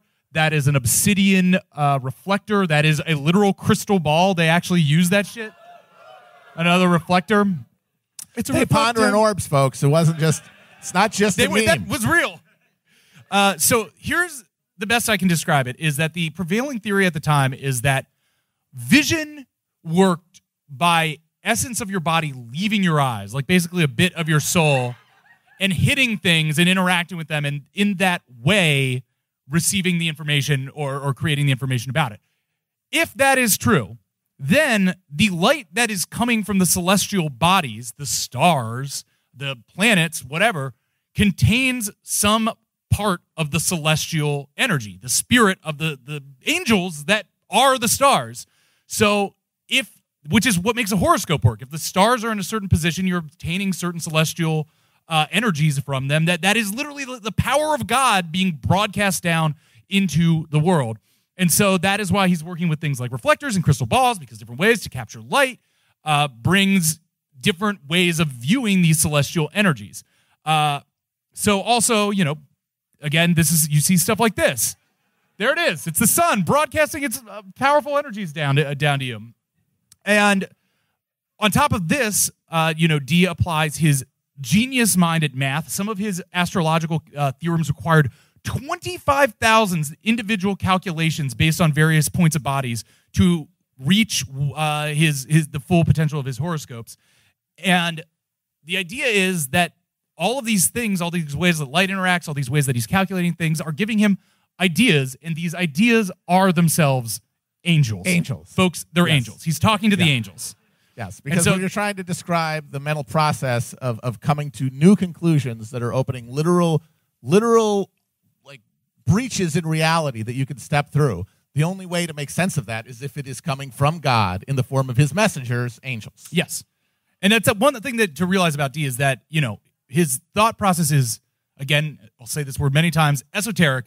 He is a deeply Christian. He is a true believer in the Bible. Yeah, he accepts the social world that he receives, which we all do, whether we want to believe we do or not. Yes. And he is, as we've said, very good at the math part, and he is able to bring conclusions that just awe people who see them, and that gets him an in with these different courts that he's going to be around. But his weakness is that he can't do the ass-kissing game that well. He's too committed to the logic and facts and truth of his statements to just let something by and be like, yeah, you know what, that's a good idea. Instead, he's like, actually, that's not going to work. And then, of course, nobody in a position of power wants to hear that, so that ends up working against him in his ass-kissing job. So at this time, Dee is actually calculating for Elizabeth. He is meeting with the Queen and doing this kind of work for her, creating horoscopes, creating predictive ideas, talking about where the position of stars and planets are. And she is indicating that she might give him some money sometime in the future. If you do me a horoscope today, I'll give you $2 tomorrow, £2 tomorrow. One of the great things in your power as a sovereign is that you can always shine anyone on forever. Yes. You can promise some benefits, some pension in the future if they just keep giving you stuff, and they really have nowhere else to go. Right.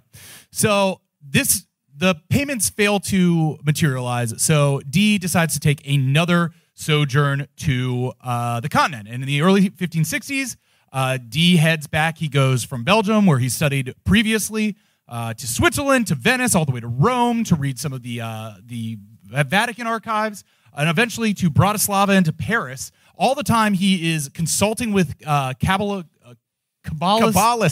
Kabbalistic libraries, doing a bunch of research into the Kabbalah. Yes. So the Kabbalah is one of the key technologies, mental technologies that power the early occult of this period. The way that you try to apply these questions of analyzing the world until it reveals itself is, well, what is the code? And the Kabbalah is a Jewish numerological system that assigns a numerical value to every letter in the alphabet and then allows you to take those numerical values, combine them in such a way to find the secret meaning to the words that are on the page. And this is a technique that the entire generation of occultists that go through the 15th, 16th century, the Renaissance occultists, they use. It's one of the key heuristics for it. And the thing about Kabbalah is that in Jewish practice, it's mostly useful as a meditative practice. If you've got a restless mind, you can't just sit with God. You can play with a little guy. You know, it's like it's the ball and the hoop, the cup. You know, and it makes sense. Like you've got one text. Yeah. And so you got to find as many ways to read it as possible. I've read this thing. I've already read this thing 50 times. Well, okay, there's numbers. Thank you. And then you can add numbers together and we can come up with... It's the placemat at the family restaurant. Yes. Giving you, here, take a crayon, shut the fuck up, we're trying to eat. But at all the time, these people are putting these numbers together in new and different ways and inventing math. It's true. That's the thing, is that, well, this is supposed to be a thing just to keep your mind occupied. If you apply it outside of a religious tradition, because these are not Jews we're talking about, these are all Christians, it reveals these structures, which of course it will, because it's just numbers, and the mind can pull everything out of the soup of numerology. And that is the structure that these guys start using to build this magical world that explains the world that they live in and makes them believe they can transcend it. So he's consulting with all these Kabbalists, and as part of his journey, he attends the coronation of Maximilian II Habsburg as the King of Hungary in September 1563. Maximilian II, as being coronated the King of Hungary, is on his way to becoming the Holy Roman Emperor. And in his coronation, Dee sees the possibility of this thing that we discussed on the last episode, the universal monarch. Now, this idea that we've discussed that is floating around Europe is very important to magical ideas too, because one of the things that structures all of this magical thinking is a return to unity, that the world had become fractured and chaotic post the fall of man, of post the paradise of Adam and Eve. Apple. And the goal of magical thinking is to put things back together, and that applies both to alchemy, of breaking down materials into their elemental forms and reconstructing them, and also to all aspects of life, including politics. And so the idea is that we are moving towards this one point of unity, and at one point there will be a universal monarch who reunites all of Christendom, who will usher in the period of unity, of paradise, that will be alchemical perfection. Like all these things, the Philosopher's Stone and the universal monarch, these are all the same thing. Yes. Unity. That's what we're getting to. And so he sees that potential in the Habsburgs and in Maximilian too. Yes. It's this dialectical relationship. It is a literal dialectic of enlightenment in the mind of these esotericists, is that it's the enlightened esoterists are able to use their understanding of the world to find the candidate for universal monarchy, help them achieve universal monarchy, and then once they have that power, they will use it to bring about general enlightenment to the entirety of the world. And that is the process that guys like Dee really thought that they were contributing to. Sorry, it's time to be real. Oh shit. Let me be real here. Yes. I got to be real. There's a chance that we can be real. I don't want to get yelled at. Possibility.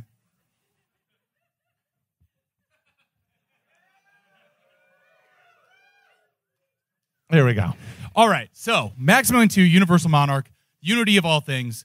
That is what is racing through Dee's head as he sees his coronation as the King of Hungary. Where are we? Let me go by slide. Oh, yes. Oh, my God. Here we go. This boys. is pretty important. This is the thing. You guys, button the fuck up, slapnut, fuck waffles. There's going to be a epic fart-twatting thread here.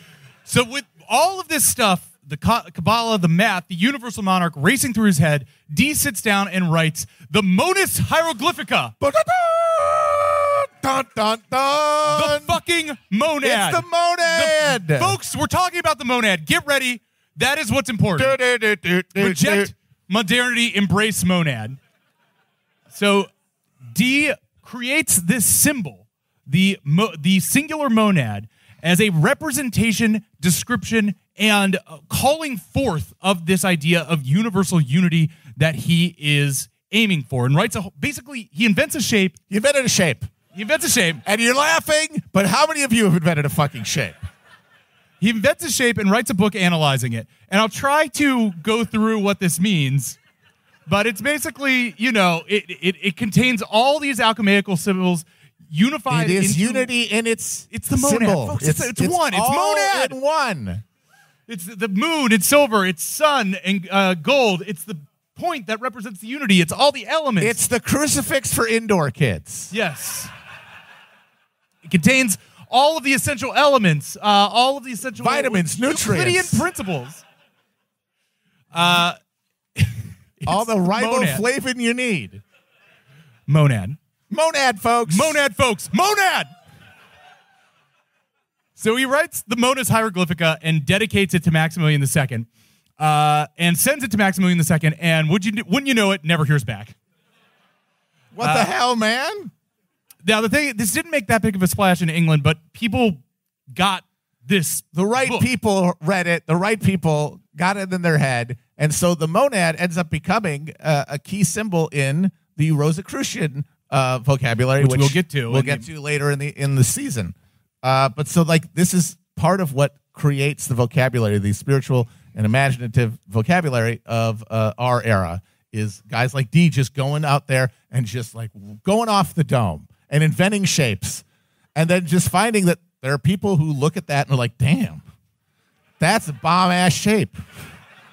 And then they do the thing, because what it is it is an algorithm, right? At the end of the day, this is what it is. It is a program that's supposed to unlock something in your mind. And what it unlocks is the possibility that comes from understanding the world as a unity, as one whole, and applying that knowledge to every particular element of your life. Doing that will unlock things, and that is literally programming. And it's, again, this seems insane. Like, this is crazy stuff, right? But is he not saying that the math of geography, which is the immediate precursor to, let's say, laws of physics and how elements work and how the stars and planetary objects work? You said it's geometry. Well, geometry, the Euclid stuff up there. Oh, yeah. But like that geometry, laws of motion, astronomy, elements, that there is an idea in his head that these are all one thing. Right. Which we now know they are. That's all true. Yes. It's all connected to one another. So, but he lacks the vocab, but he's grasping towards it. He's grasping. So it's not maybe as insane as it looks, though it looks pretty insane. The last thing I'll say about everybody, just go home and just ponder the monad for a little bit. 10 minutes. I think if every day you ponder the monad for 10 minutes, something's going to happen. I don't know what. You might become schizophrenic. I don't guarantee any results. The last thing I will say about the monad is I do think that the real unity that it offers is he managed to make a shape that simultaneously looks both like a dick and tits. Yes, exactly. You're going to doubt the wisdom and genius of this? He's getting at like the deep structures, the symbols that get us off. All right. So we'll go forward. So he returns to England in 1664, and Matt, as you said here, he begins his rigorous career of kissing Queen Elizabeth's ass. It's around this time that occultism and occult practices are beginning to be used as an anti-Catholic cudgel in Elizabethan pop culture, in the press, basically, like, because people are genuinely interested in this. He has access to Elizabeth's court. She is using his services, and not just his services, but other people's services, and there becomes this kind of propaganda war in the public sphere of various people, of various alchemists and people aligned with various alchemists, basically writing like, you're a heretic. No, you're the one doing heretical practices. No, this man is doing the black arts and communicating with demons. No, I'm just talking to angels. I would never talk to a demon. Demon, lose my number. Yes. And it's... But of course, they're all doing the same thing. Is the deal. Well, there is like a slight difference in his like mathematical conjuring and then like folk magic. Well, yes, that is the beer track, wine track distinction here, is that you have alchemy and then you have conjuring, and they boil down to your class relationship. Yes. People who went to college and studied these books, they conjure, but then there is just they do alchemy. They do alchemy. But then there is conjuring, which is the folk magic of peasantry that has been unbroken since the times of Rome and never even been really integrated into Christianity. Yes. And those people they're vibing out, but that's considered demonic because it has not been civilized, basically. So these guys all look down on conjuring. But it's all the same practice, just in the different cultural garb. They're all seeking the same thing. But what the people in power who are employing these alchemists are really seeking is gold. They want to do the thing that all the alchemists, for their philosophical reasons, because the philosopher's stone that will bring unity to all the universe is the main thing that it does is, as we all know, turn base metals into gold. And Elizabeth is actively hiring alchemists to pursue the philosopher's stone. Guys are swearing that they can generate 33,000 pounds a year, and when they don't, of gold from base metals. And the belief in this is so strong right now is that when a guy comes to Queen Elizabeth and says, I can produce 33,000 pounds of gold a year using alchemical practices, when he doesn't produce that gold, the thought is not that he can't do it. The thought is that he's keeping it all for himself.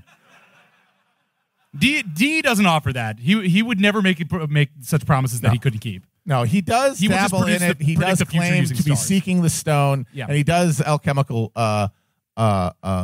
experiments. But yeah, he never does the full Carney thing, which was, of course, very easy because there's this desperate need, especially when they're competing with the Habsburg Empire, which at this point has gold and silver coming out of both ends, because new techniques in mining are allowing for huge areas of silver and coal to be dug out of, or iron rather, to be dug out of Central Europe, their ancestral Austrian area. And then in the New World, their new colonies in Latin America, they're just literally pulling it out of the ground thanks to exploiting native labor. And they have nothing. England's got shit. They're literally just sending bulk wool. They're essentially a petrostate for wool. Like, that's it. They don't even make the wool into anything. You got to go to like the Netherlands to go to a place that's got the sophisticated artisan culture to like create fine elements out of this wool. They just bulk it up, shear the sheep, and send it across the fucking channel. They are broke, basically. And the alchemist, the reason that he was somebody who could get his foot in the door of a court is not because he was telling him he's going to talk to God. They don't give a shit. They're not going to tell them about, I've got a new shape for you. They want to know where the gold is. And that is the material element to their searching for knowledge. And this is a Habsburg silver coin pulled out of the Potosi mines in modern-day Bolivia, I believe, Bolivia or Peru. You can tell because it says the plus ultra on this coin. Yes, Charles V's personal slogan. Yes. Yeah, still further. He just couldn't stop. And, of course, they never did turn lead into gold. But they did conjure gold out of nothing by creating the market. Yes. Because what these people really want when they want gold is, yes, they want to win in a competition with the other powers of Europe.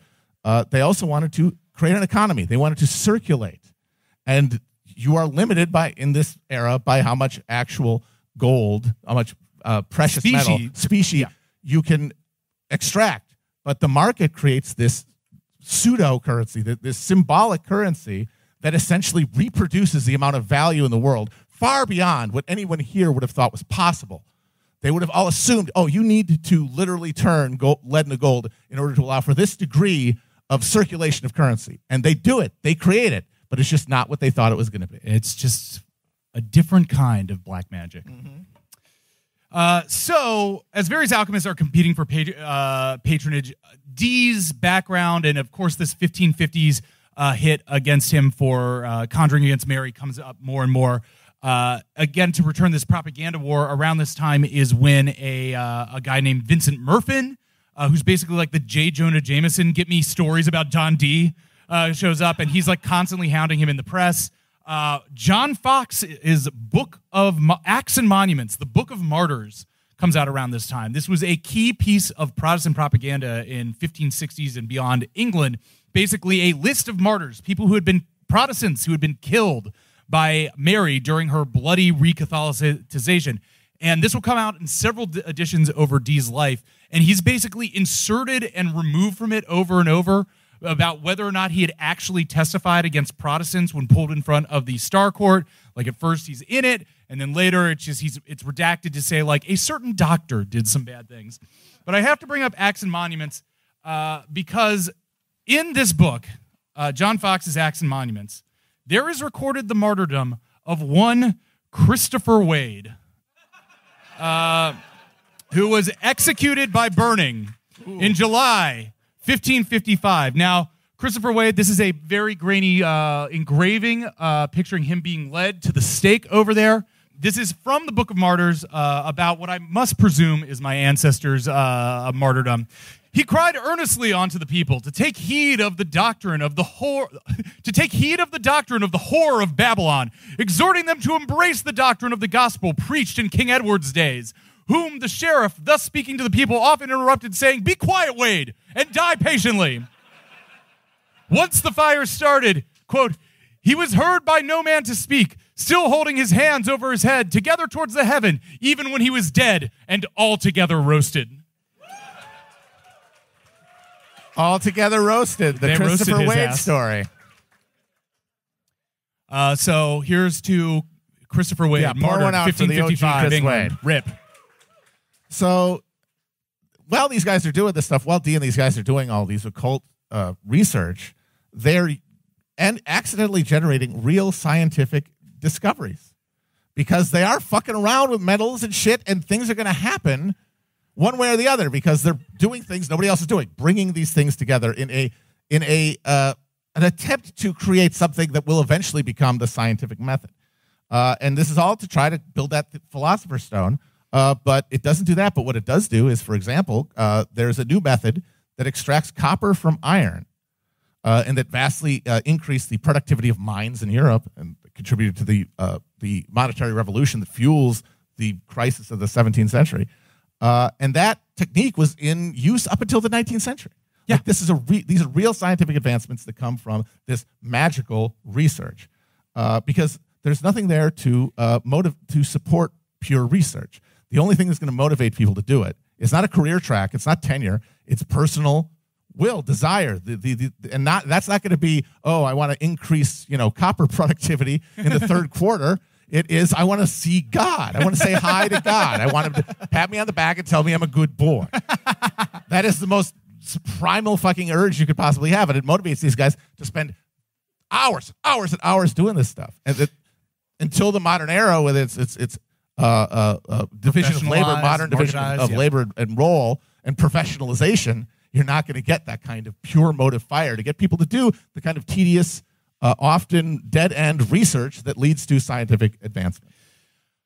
So Dee can't produce gold. However, he can produce another thing that is of use to Elizabeth, and that is ideological justification. And this is where we get to the British Empire.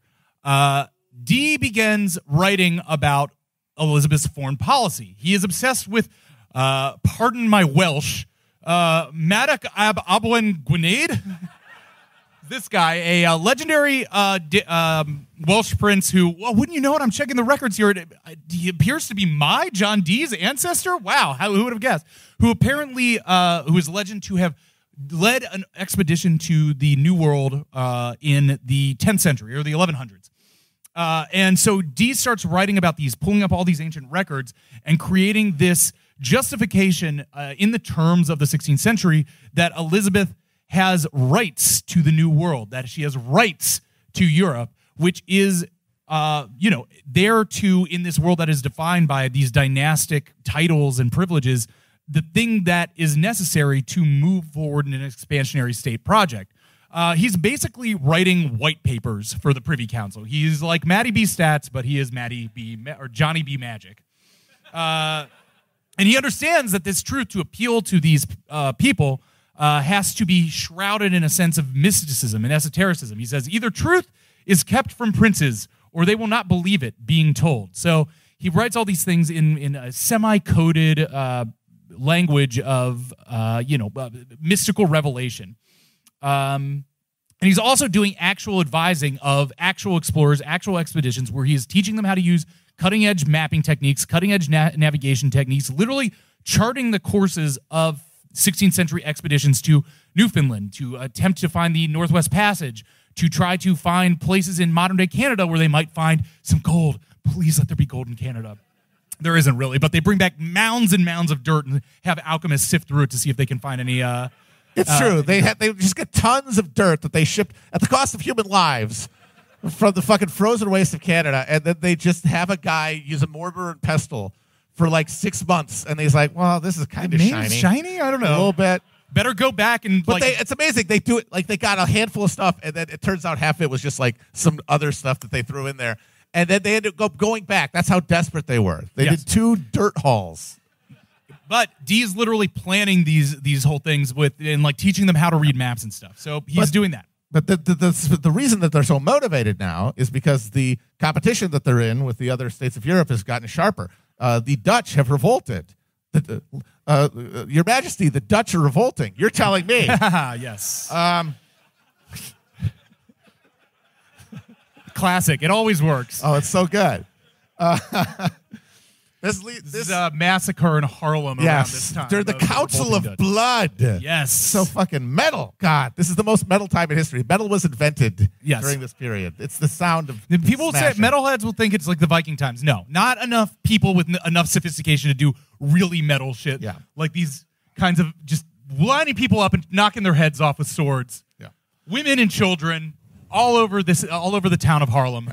For the attempt to become independent from the Spanish Empire. So as part of Queen Elizabeth's policy of trying to build this Protestant front to shore up her support at home, she supports materially supports the Dutch revolt, gives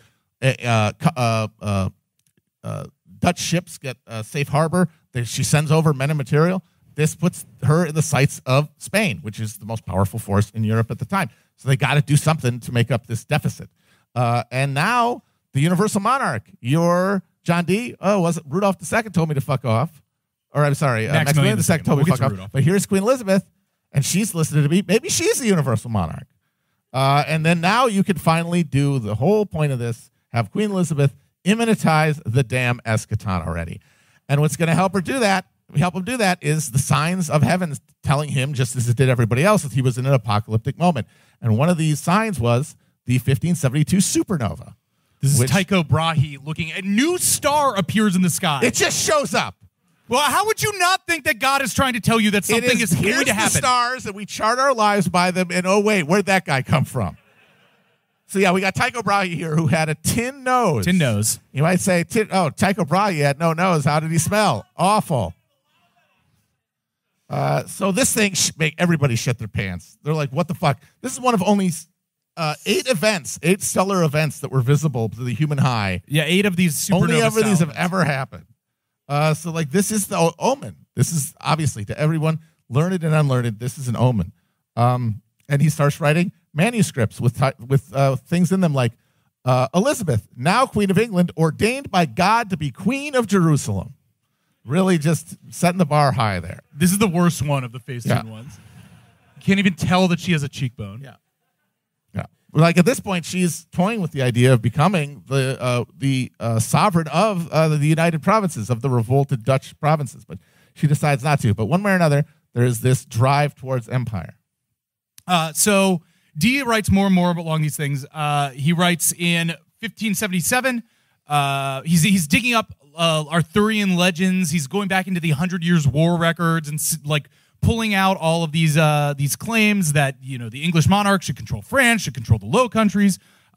He is advocating strongly to create a petty navy royale, that the sovereign should create and maintain a strong navy to prevent invasions, to protect English merchant ships from piracy, to train more navigators and seamen, to stop illegal export. You get the idea. That he sees that it is in England's best interest to maintain a command of the seas and an expansionary project across of its shores. There's something in here about eels, but you can actually go to your next thing. Yeah, so he points out that if the only way is England's going to be able to compete and dominate the scene is if they expand their colonies and their navy. And that ends up being the 2 keys to British dominion, of hegemony. Those are the things that end up leading to the domination of England over the rest of the continent. And he is talking about this in the 1570s. And he is correct. He's 100% correct about all of it. And so Dee in the court becomes associated with the aggressive pro-Dutch part in court because, of course, there's always going to be multiple interests at court. They have a pro-Dutch policy, but remember, the Spanish just pay people. Like there was nothing against just giving a pension to an English lord as the king of Spain, and a lot of them were on pensions from France and England. They had in Spain, they had an interest in saying, "Hey, maybe we take a Spanish policy." So he's against them. He is considered part of this group of pro-Dutch people who are rallied in opposition to a proposed marriage between Elizabeth and the French Duke of Anjou. Look at this guy. Somebody skipped leg day. And so these are the people in court saying, no way, no, she's not marrying a French consort. We're not doing that again. Dee is asked to predict his horoscope, and he says he was Biothantos, born for a violent death. Yeah. I forgot to look in if he actually died violently, but he's basically in Elizabeth's ear being like, yeah, you know what, a rock's going to fall on him or something. Yeah. And there was a comet that appeared in the night sky during this period, and the tail pointed at the Netherlands, which they decided was bad. Although I think it could just as well be good, right? Like, you could make an argument either way. But all this conflict with Spain leads to the famous Armada. That's going to happen in another few decades. Yeah. I bring this up just because it's interesting. Around also this time, one of the things that he performs, which would honestly be a great SVU 1570s episode, is that he de-hexes the Queen in the streets of London under a dunghill. Melting from the heat of the dung were found 3 wax dolls, one engraved with the name Elizabeth and the other 2 engraved with 2 of her prime courtiers. It was determined that these... Oh, and also, what is this? Transfixed with a quantity of pig's bristles. This was taken as witchcraft meant to kill the Queen, which Dee was brought in as basically a special investigator to figure out what was going on here. Here's B.D. Wong in an episode of SVU. Though, and this became a big thing in the court for a while, although when it was later figured out that it was somebody else hexing somebody else. Yeah. Just somebody on the block named Hello Yeah, exactly. Elizabeth. It's like, no, I'm talking about that bitch Elizabeth across the street. Elizabeth the butcher's wife. Yeah. No, not the Queen. I love the Queen. Everybody involved was slightly disgraced. Just everything that Dee does ends up being a black eye to his reputation. He keeps owning himself. Yeah. But Elizabeth did like Dee. That's the thing, is that you see what a loser he is, and you're just like, it's amazing he was able to hang around the Queen so long, and it was because he had a personal hold on her. She was the thing he sketched, and of course it did, because she was a ambitious monarch who had visions for herself. He was telling her that all those visions are correct. Go for it. So she loved to hear that. And so several times she went to visit him at his home in Mortlake, which is very unusual. Like his shitty little fucking hovel. She was just filled with knocking books on the front door, Queen of England. But there's a court around her, and they have no interest in her having her attention and desires totally colonized by this weirdo who has no other. He doesn't represent anybody, so he is a threat to everybody. Just to say how intimately involved he was, around the mid-1570s, Dee is actually sent to Germany to consult with the physician Leonard Thurnizer with a vial of Elizabeth's urine to take it to this guy who is a urine specialist, a urine alchemist, to analyze it to determine what was wrong with Elizabeth. He had a special vial of his own design that you would boil the urine in the bottom of it, and it had a series of gradations on it, and where the evaporation of the urine landed, that would tell you what part of the body the ailment was located in. So he was sent on a 007 mission to take sacred royal urine to Germany. You know, those guys must have drawn the short straw at alchemy college, right? The guys who get urine alchemist. It's like, no, you're not fuck gold. You're just going to be swimming in piss for your entire life. But the thing is, once again, with alchemy, you laugh. It's hilarious. About a generation later, in the late 1600s, there was a German alchemist named Henning Brandt who was doing what all these guys are doing. He was looking for the Philosopher's Stone. And one thing he decided to do to find it was to boil a giant flask of urine on and off, unstoppably for months and see what happened. Gallons of urine. Gallons of urine. He was hoping for a reaction. He went around his village and collected urine from everybody. He thought that there would be some sort of reaction within the air that would lead up a chemical that could be used to what? Turn lead into gold, of course. So he fucking boiled this shit for months. And then one night, it starts of its own volition glowing in the dark. Which this is the photo of. You're in a dark fucking, you've been boiling piss for months. You're about to hand in your wizard's hat. And like, I'm going to be a farmer. And then you just, all of a sudden, there's You look around you, and there's this greenish glow, and you look, and the goddamn piss is glowing. He had discovered phosphorus. It's a key fucking element in the scientific and technological revolutions that are going to come over the next century. And he found it from boiling piss. And again, this is a question of motivation and why these guys are so key to building the bridge to our reality. No one else has the motivation to boil piss for 4 months than somebody who's going to think they're going to meet an angel in a field. All right, so back to Dee. Now is when things start getting really wacky in Dee's life, because I'm going to skip over the time. Around the time they're fixing the calendar, the Gregorian calendar is coming out, but the Gregorian calendar, it's Catholic. So even though it's correct, the Protestants are like, no, we don't like that Catholic time. This is Culture War 1.0, yes, by the way. Really. Is that it was decades before Protestant Europe acknowledged the Gregorian calendar, even though it eliminated these extra Hagen days, it fixed the thing. And they were like, fuck you. And Dee was this is papistry. And Dee was in the court talking to Elizabeth because he had done the calculations himself and fixed time himself and presented it to her and was like, you could be the last reforming empress. You can change time and fix the world if you adopt this system that I have perfectly mathematically corrected. And she's like, no, that's Catholic shit. Yeah, it smacks of the pulpit. No, thank you. And so I think that the Gregorian calendar eliminated 11 days, and they debated it for months and settled on a compromise where the English calendar would eliminate 10 days so they could do their own thing. Again, another one of these Anglican compromises that is meaningless. No one's happy. So that's the time story. But in March 1582, a man going by the name of Edward Talbot shows up on Dee's door and wheedles his way into Dee's household. This man's actual name, is Edward Kelly, and he starts becoming John Dee's scryer. Yes.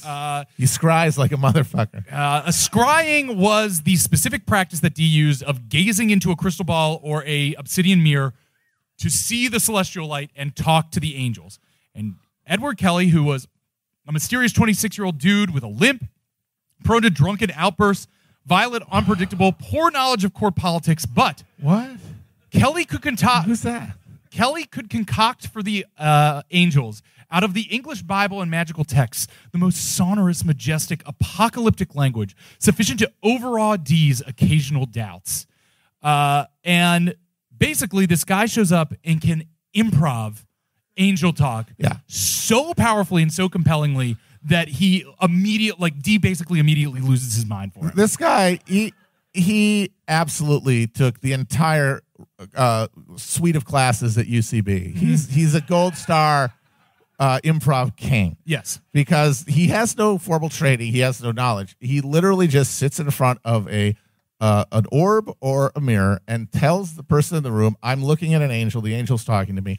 And then he would spell out backwards the letters that he was getting from the angel in like a reverse Ouija board type situation. And from that would be the story that what the angel was telling him. And this shit was just off of his dome. Yes. And it was, you read it and it is complete sentences. It is fully coherent thoughts. And it's in Dee the language of the time. A maniacal diarrheer. And so Kelly would be like doing these scry sessions, and Dee would be writing down every single word. We have some of the best records we have of Dee's life are his angel reading diaries. Yeah. Yeah, so he'd be writing all these, doing these diary sessions, marathon scry sessions, 12 hours at a time, just going through any of these things. Meanwhile, Dee is just begging for money from the court, trying to get any kind of patronage that he can. It's £50 for the year, £10 for a Christmas gift, £2 to last me to the end of the month. What do you got in your pocket? Yo, dog, let me hold 10 shillings. Yes. So as this angel obsession is going, his court favorability is going down. Around this time, Kelly and Dee get wrapped up with a Polish nobleman named Albrecht Lasky. A Polish noble grifter, sinfully proud of his gigantic white beard worn tucked into his belt, which is a style I think could come back in, let's say, Bushwick. Why not? Do people still do that joke? The hipster Bushwick? Lasky was a noble from Poland who had basically supported an aborted coup against the ruling dynasty there, and had become an itinerant wanderer, though still retaining his title, but little else of the position of privilege he once held. Because this is a huge factor socially in this period, is that you're just swarming. Europe is swarming with downwardly mobile nobility, downwardly mobile nobles. Because you have the mobile class, and they have the land, and they have the ironclad hold on that land, but they have to divide it somehow. And whether you divide it amongst your kids and dilute it, or you do strict primogeniture and just give it to the firstborn son, there are going to inevitably be kids who don't get shit. And some of them go into the army, some of them go into the priesthood in the Catholic countries especially, but eventually there's just nothing to do. And so you have a lot of these guys who are going around with fancy titles, some in cases like Lasky where they've been dispossessed by backing the wrong side in a factional dispute, and they just take your lands, and now you're completely fucked. They're going around with their hat in hand. They're kissing ass, and the better they're at bullshitting and using their title, the more likely they are to gain the favor of some other power that will maybe put them back in their own position or raise them up.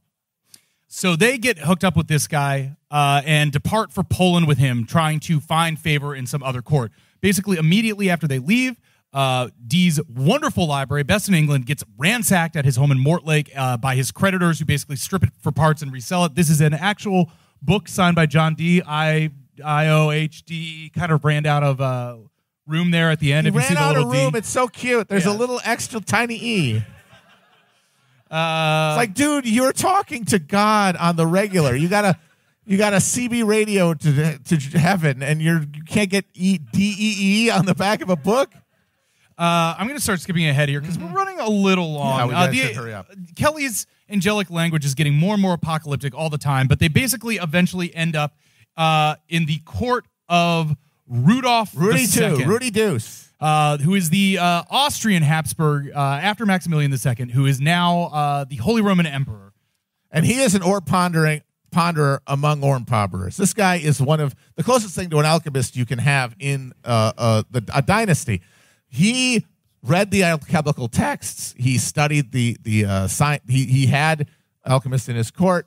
He had this wonder cabinet filled with all these amazing texts and objects, and he spent time with them. He had a unicorn horn, and he thought by looking at this, he might actually be able to do the otherwise impossible feat of actually governing the Holy Roman Empire, which was impossible at that time. And he was looking for some lever in the ether to pull him through there. So if there's anybody in Europe who was going to be receptive to Dee's pitch, it was going to be him. So they go to the court. They gain access to Rudolph. This is him painted out of vegetables, which was in the fashion at the time, as was the fashion of the time.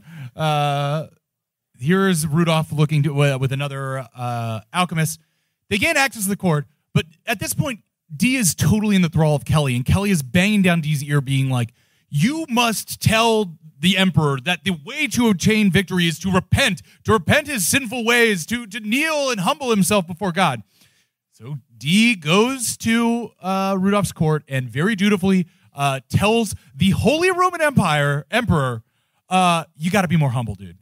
You need to respect God more. That's your big problem." And Rudolph, who every single day of his life has guys coming up to him telling him how he's going to be the Holy Roman, how he's going to become the universal monarch, how he is going to transcend the structural limitations of the Holy Roman Empire and become the one king to rule them all, does not respond well to this. Dee says if Rudolph forsook his witnesses, God would make him outshine all emperors and imprison the devil.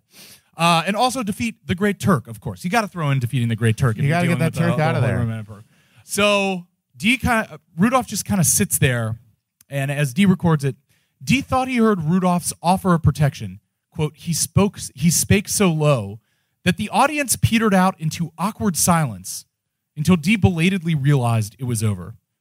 So he just kind of stood there in silence for a while and then had to do should I go? Oh, okay. So we're not no patronage. Okay, back to the angels. Let's skip to the juicy stuff. Yes. Okay. Great.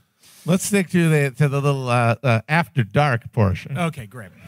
We're gonna get a little blue. Somebody in Rudolph's court offers them a little cottage, basically, in Bohemian lands to practice their magic, and they get to just scrying all day, all night, 24 hours a day. Scrying. You're like a 13-year-old with a LAN connection and a 64-pack of Mountain Dew, scrying. It's a scrying party. And in April 1587, angels start telling Kelly that Dee and him should participate with each other. What? Now, Dee at first takes this seriously about the work of decrying, but after much denying, much equivocating, much Kelly looking into the mirror, going, no, you can't be, you cannot be saying, no, it can't be true. You can't be telling me this, angels. No. Kelly clarifies it's about their wives, sexually. And basically, after much play acting, much denying, much recalcitrance, much fainting, Kelly says that the angels are saying that if the communications are going to go forward, they got to fuck each other's wives. Yep. And it's not because they want to, it's because the fate of the universe. Because they're telling them explicitly, the only way I'm going to keep talking to you as God's emissary is if you guys fuck each other's wives. He compares it to the sacrifice of Abraham. Yes. Look, dude, God told Abraham to kill his only son, and he was going to do it until he said, no, maybe when we're just about at the moment, God will come down and say, no, we don't have to do it, and we'll prove in our faith. But no, after much back and forth, after much angelic conferences, on the 21st of May, 1587, fulfilling their sacred duty as alchemists, as good Christians, as friends, they fuck each other's wives. It is an amazing thing in history how often angels tell dudes to fuck other people's wives. If anyone knows this him guy. Telling him, you're not going to believe what the angels say, dude. Yeah. But yeah, as Matt was just saying, it's funny how whenever somebody's talking to angels, it almost invariably it always gets to wife swapping. I guess heaven's just one big key party. Yes. And this, of course, is Joseph Smith. All right, I think we can skip through most of the way to the end here. Yeah. Dee goes back to England. He gets wrapped up in a bunch of other bullshit. The one joke that I'll put in is that he comes home and he starts practicing magic again, and people are accusing him of anti-Christian heretical views. In 1599, Dee publishes this, a letter containing a most brief discourse apologetical defending the legality and Christianity of my studies, to which I say, my brief discourse on the legality and Christianity of my studies has people asking a lot of questions that I think are answered by my brief discourse. He eventually gets shipped off by the court to be the warden of Manchester College. Manchester sucks. They finally give him one of those no-show jobs. Yeah, Manchester sucks. Most of managing the College of Manchester is convincing people to shit off the bridge in the middle of the river and not on the shores of the river. Like, that's the kind of stuff he's doing at the end of his life. Dee ends up in the care of the Mercer's Guild in his final days, his library ransacked, surrounded by his last few remaining books, dying with just on top of a mountain of recorded works. So let's get to our final thoughts on this guy. Here we go. There he is, the boy, John Dee. Look, here's the thing. John Dee was kind of a loser. Mm-hmm. He spent basically his entire life obsessed with the least real parts of his very real knowledge and begging for money from way more rich, way more powerful people who were only humoring him and using his ideas to further their own policy agendas when they came. It's not very glamorous, but hey, we're still talking about him because in the end, if we're trying to make a 21st century appraisal of what Dee was, this is what Dee thought of himself. Oppenheimer. He is going to change the world with his thoughts, but this is who Dee really was. Slide shows a picture of Sean McElwee. This is what these types of people were for their time, is people who are there to provide justification for what the people in power already believe is true. But the thing is, they're in an advanced position of the people acting. The people acting are acting out of self-interest. People in power are acting out of what they need to do in their own mind to maintain their power. People like Dee, who are outside of the nexus of power, are able to concentrate so fully on the moment that they can see beyond the brute necessity that motivates political actors and literally hear the voice of God, and not in a supernatural way, but in a species being kind of way, that they can feel God in the movement of all humanity around them. And that's because of their intense focus. And that allows them to swim against the current of history, at least for a little bit, because you are able to see farther than anybody else. But because no one will understand you, you're left kissing the ass of people who, in actual power, and having to suborn whatever you're really hearing and feeling to what will keep you employed and with not being burned at the stake. And so most of the details he comes up with, the monad, folks, give it up one more time for the monad. Please. Go home and ponder your monad. I'm begging you people. The ponder angel scrying. the monad. The monad, the angel scrying. Look, it seems incredibly goofy to us, but he was correct that a rupture was coming and that England would have a very important role to play in the future if it just pursued its overseas colonies and got a big navy. And he was possible to change the future, to move through these things, if you were able to move with things, if you were able to maybe embrace these ideas of overseas colonies and stuff instead of against them. And the thing was, England eventually followed through his manual of imperial writings. Whether it adopted it on purpose and because of him, not really. It wasn't that influential. But he saw what the future was. He literally did see the future, whether or not he realized exactly why he was seeing it. And the future that he saw would result with the monarch the person who would take the place of the monarch that he was advising, future Queen Elizabeth, eventually standing with their boot on the neck of the world for like 2 centuries. So is that magic? Kind of. I don't know. Everyone was doing the same thing. Everyone was building a new world, but only some people were doing it consciously, at some element applying their will, and he was one of them. And I will say that one thing is, just as a little addendum, just 50 or so years after his death, we have another legendary mathematician of sorts, English guy, Isaac Newton. And what was Newton into? Lenses, math, astronomy, all the same stuff that Dee was into, that Dee was pioneering right before him, except Isaac gets remembered as a world historical genius, one of the greatest to ever do it. And, Dee is a goofy magus from the Elizabethan times. And Newton was doing alchemy, too. He was looking for the philosopher's stone all the time. He was using so much time to do that. Out of the 10 million extant words of Newton's writing that we have, 1 million of them are about alchemy. And Newton notes of himself specifically, he said this about his work, if I see further, I stand on the shoulders of giants. Many people said that, but he said that about himself. And some of Newton's notes single out the Monus Hieroglyphica as specifically saying, quote, their numbers, points, lines, and geometrical figures are used with remarkable industry to signify natural things. Once you put your foot there, more will immediately open. He was working from Dee's stuff. Dee is in our lineage of the thought that will define our modern age.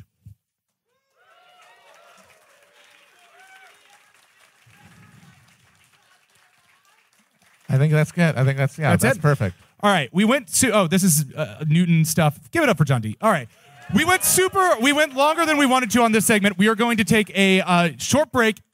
Everybody is required to hit the bar and even if you just get a club soda, tip your bartenders. We're going to be back out in like 10 minutes. We're going to bring Matt Karp. We're going to bring Will Menaker out. We're going to do a Q&A. Any questions you have on any subject Chapo related, we're going to try to get to. We have a hard out of, I believe, around 10, but we're going to try to get through everyone. Thank you very much. You are probably still at the bar. That's totally fine. Feel free. This is like the casual portion of the evening. Feel free to continue getting drinks, maybe chit-chat in the back. We can just keep it down a little bit. But we are now going to enter the Q&A portion of the night. And to do that, we'd love to bring out 2 of our closest colleagues. Of course, you love. It's the host of Chapo Trap House. Put it together for Will Menaker. And if we're talking history, if we're in Brooklyn, we need our main guy, our 19th century correspondent. Put your hands together for Matt Karp. The buffest tenured professor in the United States. Thank you, Matt. Here's us, a round table. We're chilling, of we're relaxing. Gentlemen. Let's talk tulips, gentlemen. All right. It's tragic because we're coming We are personifying what fashion historians call the great male renunciation. Right? You guys know about this? This is when men stopped. We went from the frock to the suit. Sometime in the late 18th century, early 19th century, we lost all of the Jews. Foppish dandiness. Yeah, we lost it. You know whose fault it was? Beau Brummel. That's why I'm here in this shitty hoodie, and all you are wearing this slob clothes. I none look of nice. us have cool frocks. I dressed up for this evening. Thank you very much. I had to take off the ruffle because it was getting too hot. But here's how this is going to work. We got a mic for the audience over there. Please line up in a orderly fashion. This is, you can ask questions about hell on earth. You can ask questions about any part of history, Kushvlog-esque topics. Matt's specialty is 19th century history, but can obviously talk about almost anything. Will's here to talk regular Chapo type stuff or movie mindset, of course. I will talk about anything Holland related, because I spent all of high school studying those Dutch masters. If you know what I'm talking about. But I believe talking about weed, folks. But I believe because he just saw it, we're going to lead in while people get lined up with Matt Karp has some hot Avatar takes. Well, yeah, I do. You got some Avatar fans in the house? First of all, I wanted to say that I'm honored to be a part of the Synod of Gowanus, the colloquy of Littlefield. And I have a synod. I want to begin by stating for the record that Matt Iglesias is an abecedarian, a toad eater, and a fart ass. Okay, so we've got some Luther in the house. But I wanted to make a little transition if we got some Avatar fans from the 16th century to the 19th century, because I represent a century. That's my century. It's my baby. The 16th century is the violent birth pangs of modernity. We were there. We saw it. We went, even by Newton, you're already in a different place when you get to the 17th century. We were talking about this just now. The 19th century is basically capitalism's adolescence. Yeah. It's when the shit puberty bursts out, right? It's the kind of capitalism learns to come. So when money gets pubes. Yeah, exactly. So an Avatar... I was thinking deep, and okay, this could go a little long. You might have to cut the mic. But Avatar, if you love it, and if you're a 19th century guy, you realize this movie is steeped. It is baked. It is cooked. It's aesthetic imagination. It's particular reference points. Every element of its sort of cosmos, I think, is driven, is sort of, its origin is in 19th century America. So I'm going to go through, and it all comes from the great guys, of the 19th century. You've got 2 minutes, It's all Melville, Twain, Thoreau, Whitman. And let me do it real quick. I'll go real quick, one by one, right? So Melville, that's obvious, right? We have industrial capitalism. You do that. We got the guy losing his arm. And by the way, Matt, James Cameron confirmed that he's coming will back be as back. Ahab. Scoresby. Yeah, so you got Melville, you've got industrial capitalism run amok, you've got the mad, violence of, this incredible cunning, the crab mechs and the tri-works, all devoted to basically the pursuit of a fetishized commodity. This oil to sell to fire up a lamp in Massachusetts.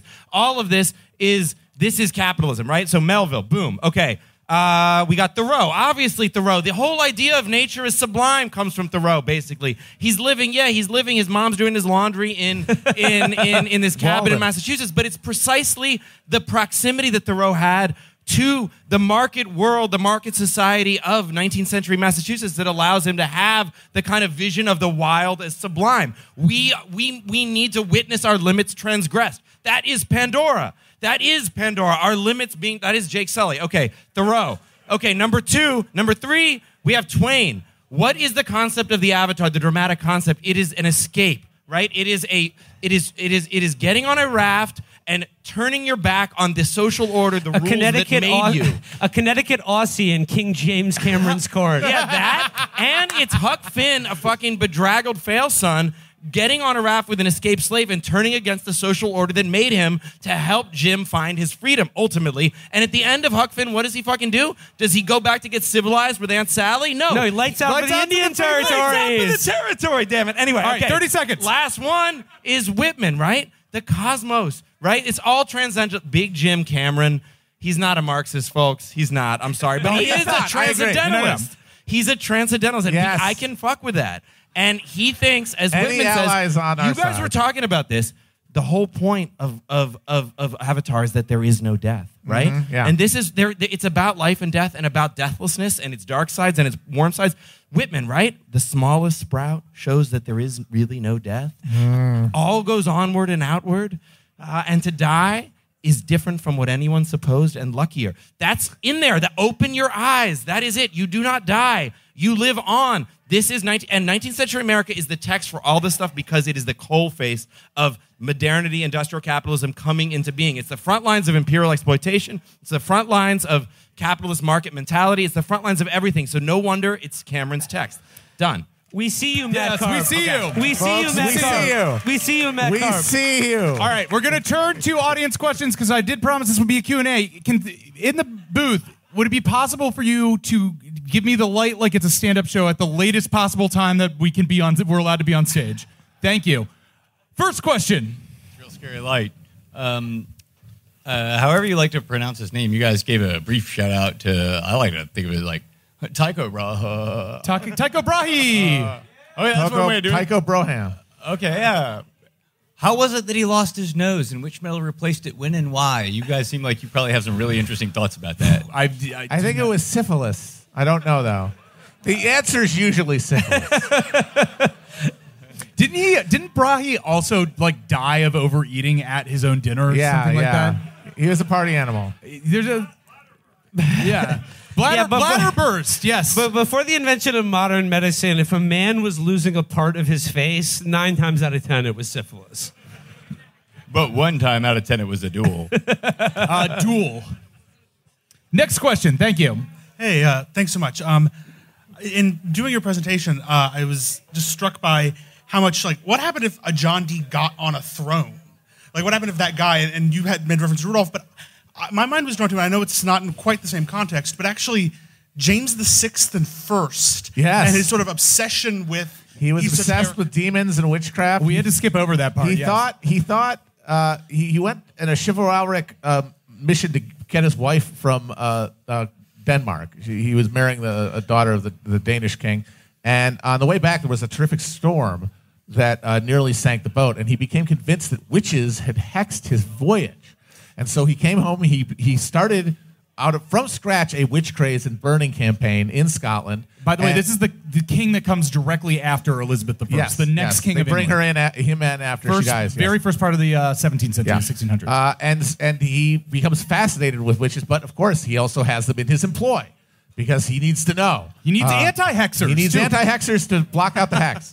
And he writes a book about demonology. He writes a book about witchcraft and demonology as the fucking sovereign. So that is the closest thing you'd say to a D in power. But does it actually get to do anything? No, he mostly just drinks himself to death. Because there's these golden fetters of necessity on any monarch that prevents them from really doing anything with their flights of fancy. Like Rudolph, he wanted to be a D-type guy, but he mostly just sat around. Because you just having other guys tell him, like, hey, if you follow my specific program to the Philosopher's Stone, you will become the guy. Yeah. And him be like, I don't know about that one. Yeah. Thank you. Next question.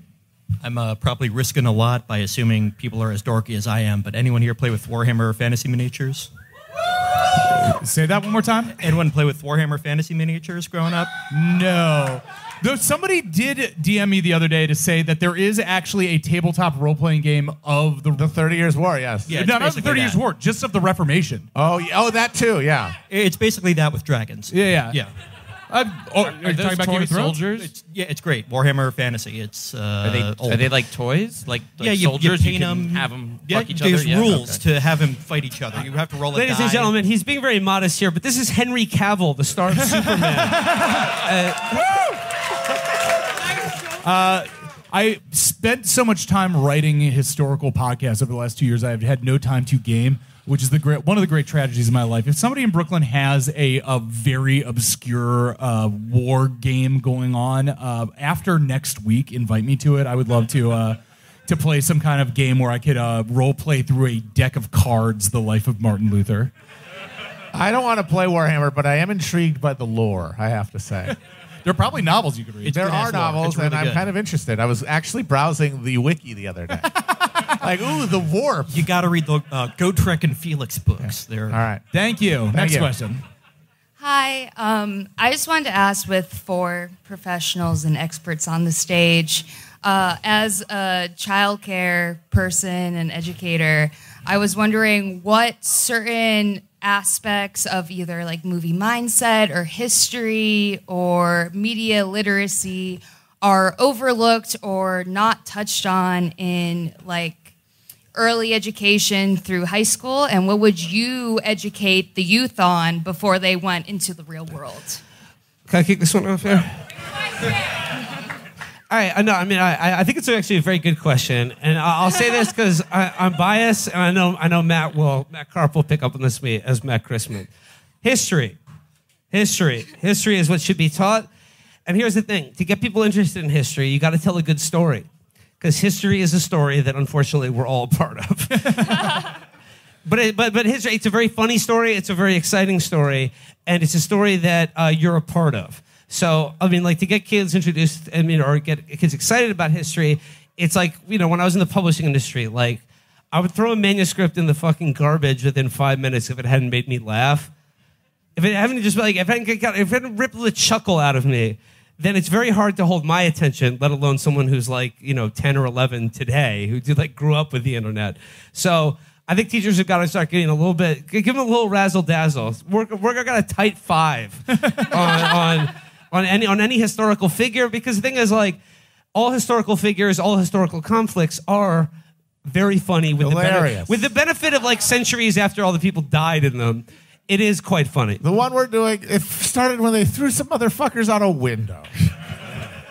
And they only survived by landing in manure. They lived. Which then all the people on their side had to be like, no, angels saved them. Mary herself came down from heaven and guided their fall. And everybody who was there at the time was like, they landed in shit, folks. We saw it with our own eyes. No, but just one more thing. It's to get the kids look at history. It's like, oh, this is just a bunch of boring shit that happened in the past. This is just all about dead people, which is true. But it's like, Anakin was Anakin before he was Darth Vader. So it's history is really the prequel to the present second that you are in right now. Yeah. I don't know if this fully works, but at the beginning of the Hell on Earth series, I shouted out my AP Euro teacher. And the thing was that he came in on the first day of class, we were in 10th grade, and said, I am a Marxist historian. Forget anything you've ever heard about Marxists, but I'm going to tell you the mechanisms of history and how it works. And that really locked it into my head that there is a device that you can put in your brain that makes history not just a litany of things that happened, but a story that is repeatable and moving toward, it has a destination. Maybe you don't know where it'll eventually be, but when you line it all up, you can chart how it moves along this thing. And that really clicked it for me. Importantly, you are a part of it. Yes. You are not. It's not something you're observing from a safe distance. It is, you're enmeshed within it. I will say also at the unlike literature.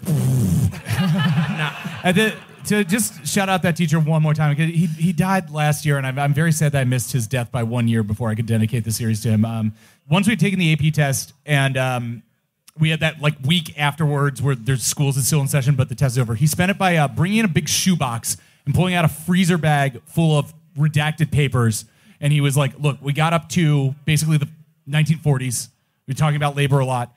This is the FBI file on my father, who was a union organizer at an ice packing plant in New Orleans in the 40s. And every night when we ate dinner together, there would be a black car of feds parked across the street from us watching us. And this is the 1,000-page FOIA file on his life and things.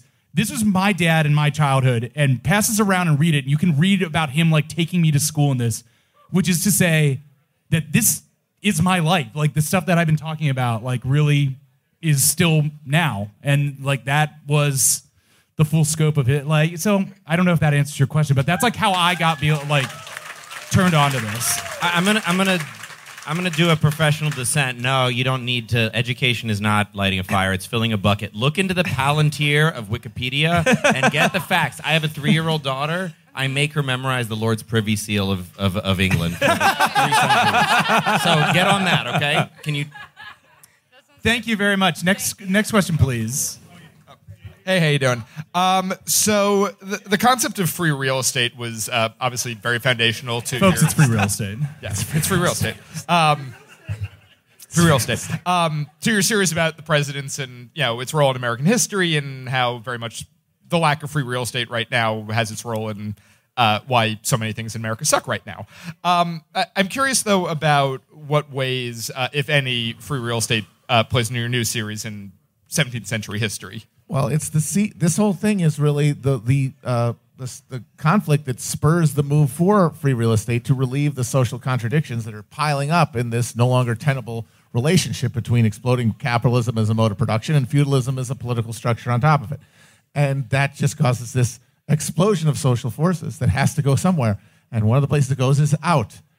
And the colonial projects become this self-conscious venting mechanism. Even in the 1650s, during the English Civil War, you got Puritans in England saying, "Thank God for the colonies, so that all these freaks and psychos have somewhere to go, and we don't have to put them all in jail, because if we do that, all their family are going to go crazy, and it's just going to lead to conflict." And they postponed the English Civil War by decades, probably, by providing this venting mechanism. And it's going to be in the New World where European social reality will have its contradictions resolved through the application of free real estate. The word you're looking for is Lebensraum. Indeed, yes. Hitler got that idea from someone, and it was us. Jesus. But yes, it is that, and it's that new terrain of conflict that is going to keep things going, because the 30 Years' War does bring a temporary peace to the continent, but it enlivens this conflict over colonies that's going to define all the fighting that comes later. They're done with talking about God, but they're going to be talking about who has what very shortly. Thank you. Next question. Let me first just point out that this question of Lebensraum has been answered definitively by Leonard Nimoy in Star Trek VI when... This is a question for Will. In Star Trek VI, when he's sitting down to a dinner with some Klingons who say that you have not read Shakespeare until you have read him in the original Klingon. And Shatner is offended by this. Shatner cannot deal with it. But Nimoy is able to step in and say, Lebensraum does mean breathing room, but that doesn't necessarily mean that you, our opponents, the Klingons, allegories for the USSR, actually need to conquer more territory, right? You don't. In Star Trek VI, the situation is presented that they control Chernobyl, or rather it is a moon that... All right. Thank you very much. Will, capsule review of Star Trek VI. One of the better Star Trek movies, The best. One of the better ones, and we get the first appearance of Rene Auberjonois, sort of a stock, one of Robert Altman's players. It's his first appearance in the deleted scenes to Star Trek VI.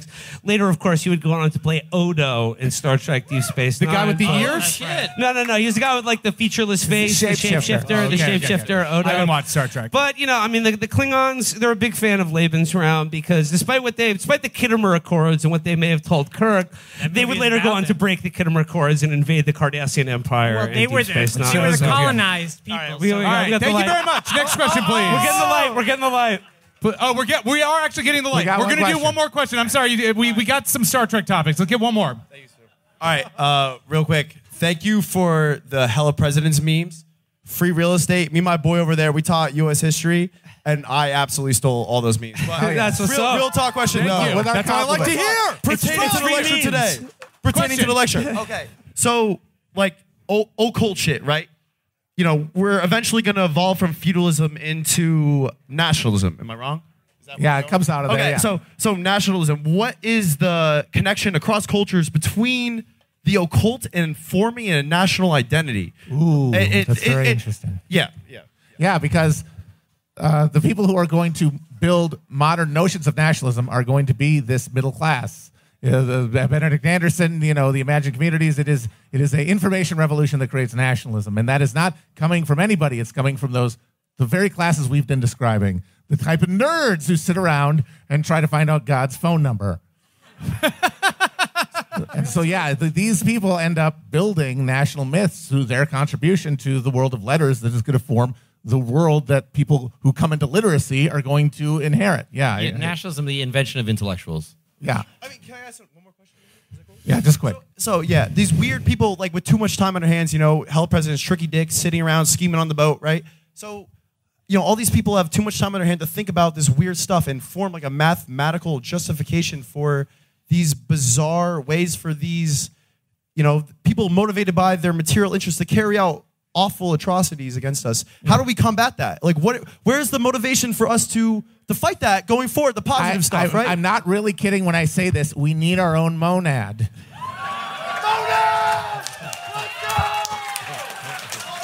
We need a monad, folks. With bringing it all back to the monad. Yes. Find your own monad. Find your monad, folks. I want to see everybody's monads. I hope people are sending me monads. Open your eyes. Sorry that the Q&A portion of the night got a little, truncated by us having to talk about looking at God through a mirror for 75 minutes. But we will be, at least I, and I think some of us, the other people up here, will be going to Park Life, which is directly behind this on the next block facing north. Like if you go out and take 3 lefts, you will get to Park Life. We will be over there in just a bit. We will be hanging out. I will be happy to answer and chat for a while about anything. I will not be wearing the neck ruffle unless, depending on how many drinks I will be wearing the neck ruffle. But thank you guys all so much. R.I.P. David Crosby, but there is really no death. Remember that. Your guys' support of this series, everybody's enthusiasm about it has been so encouraging. We love you guys so much. And hopefully talk to you guys more soon. Thanks so much for coming out. This has been Hell on Earth.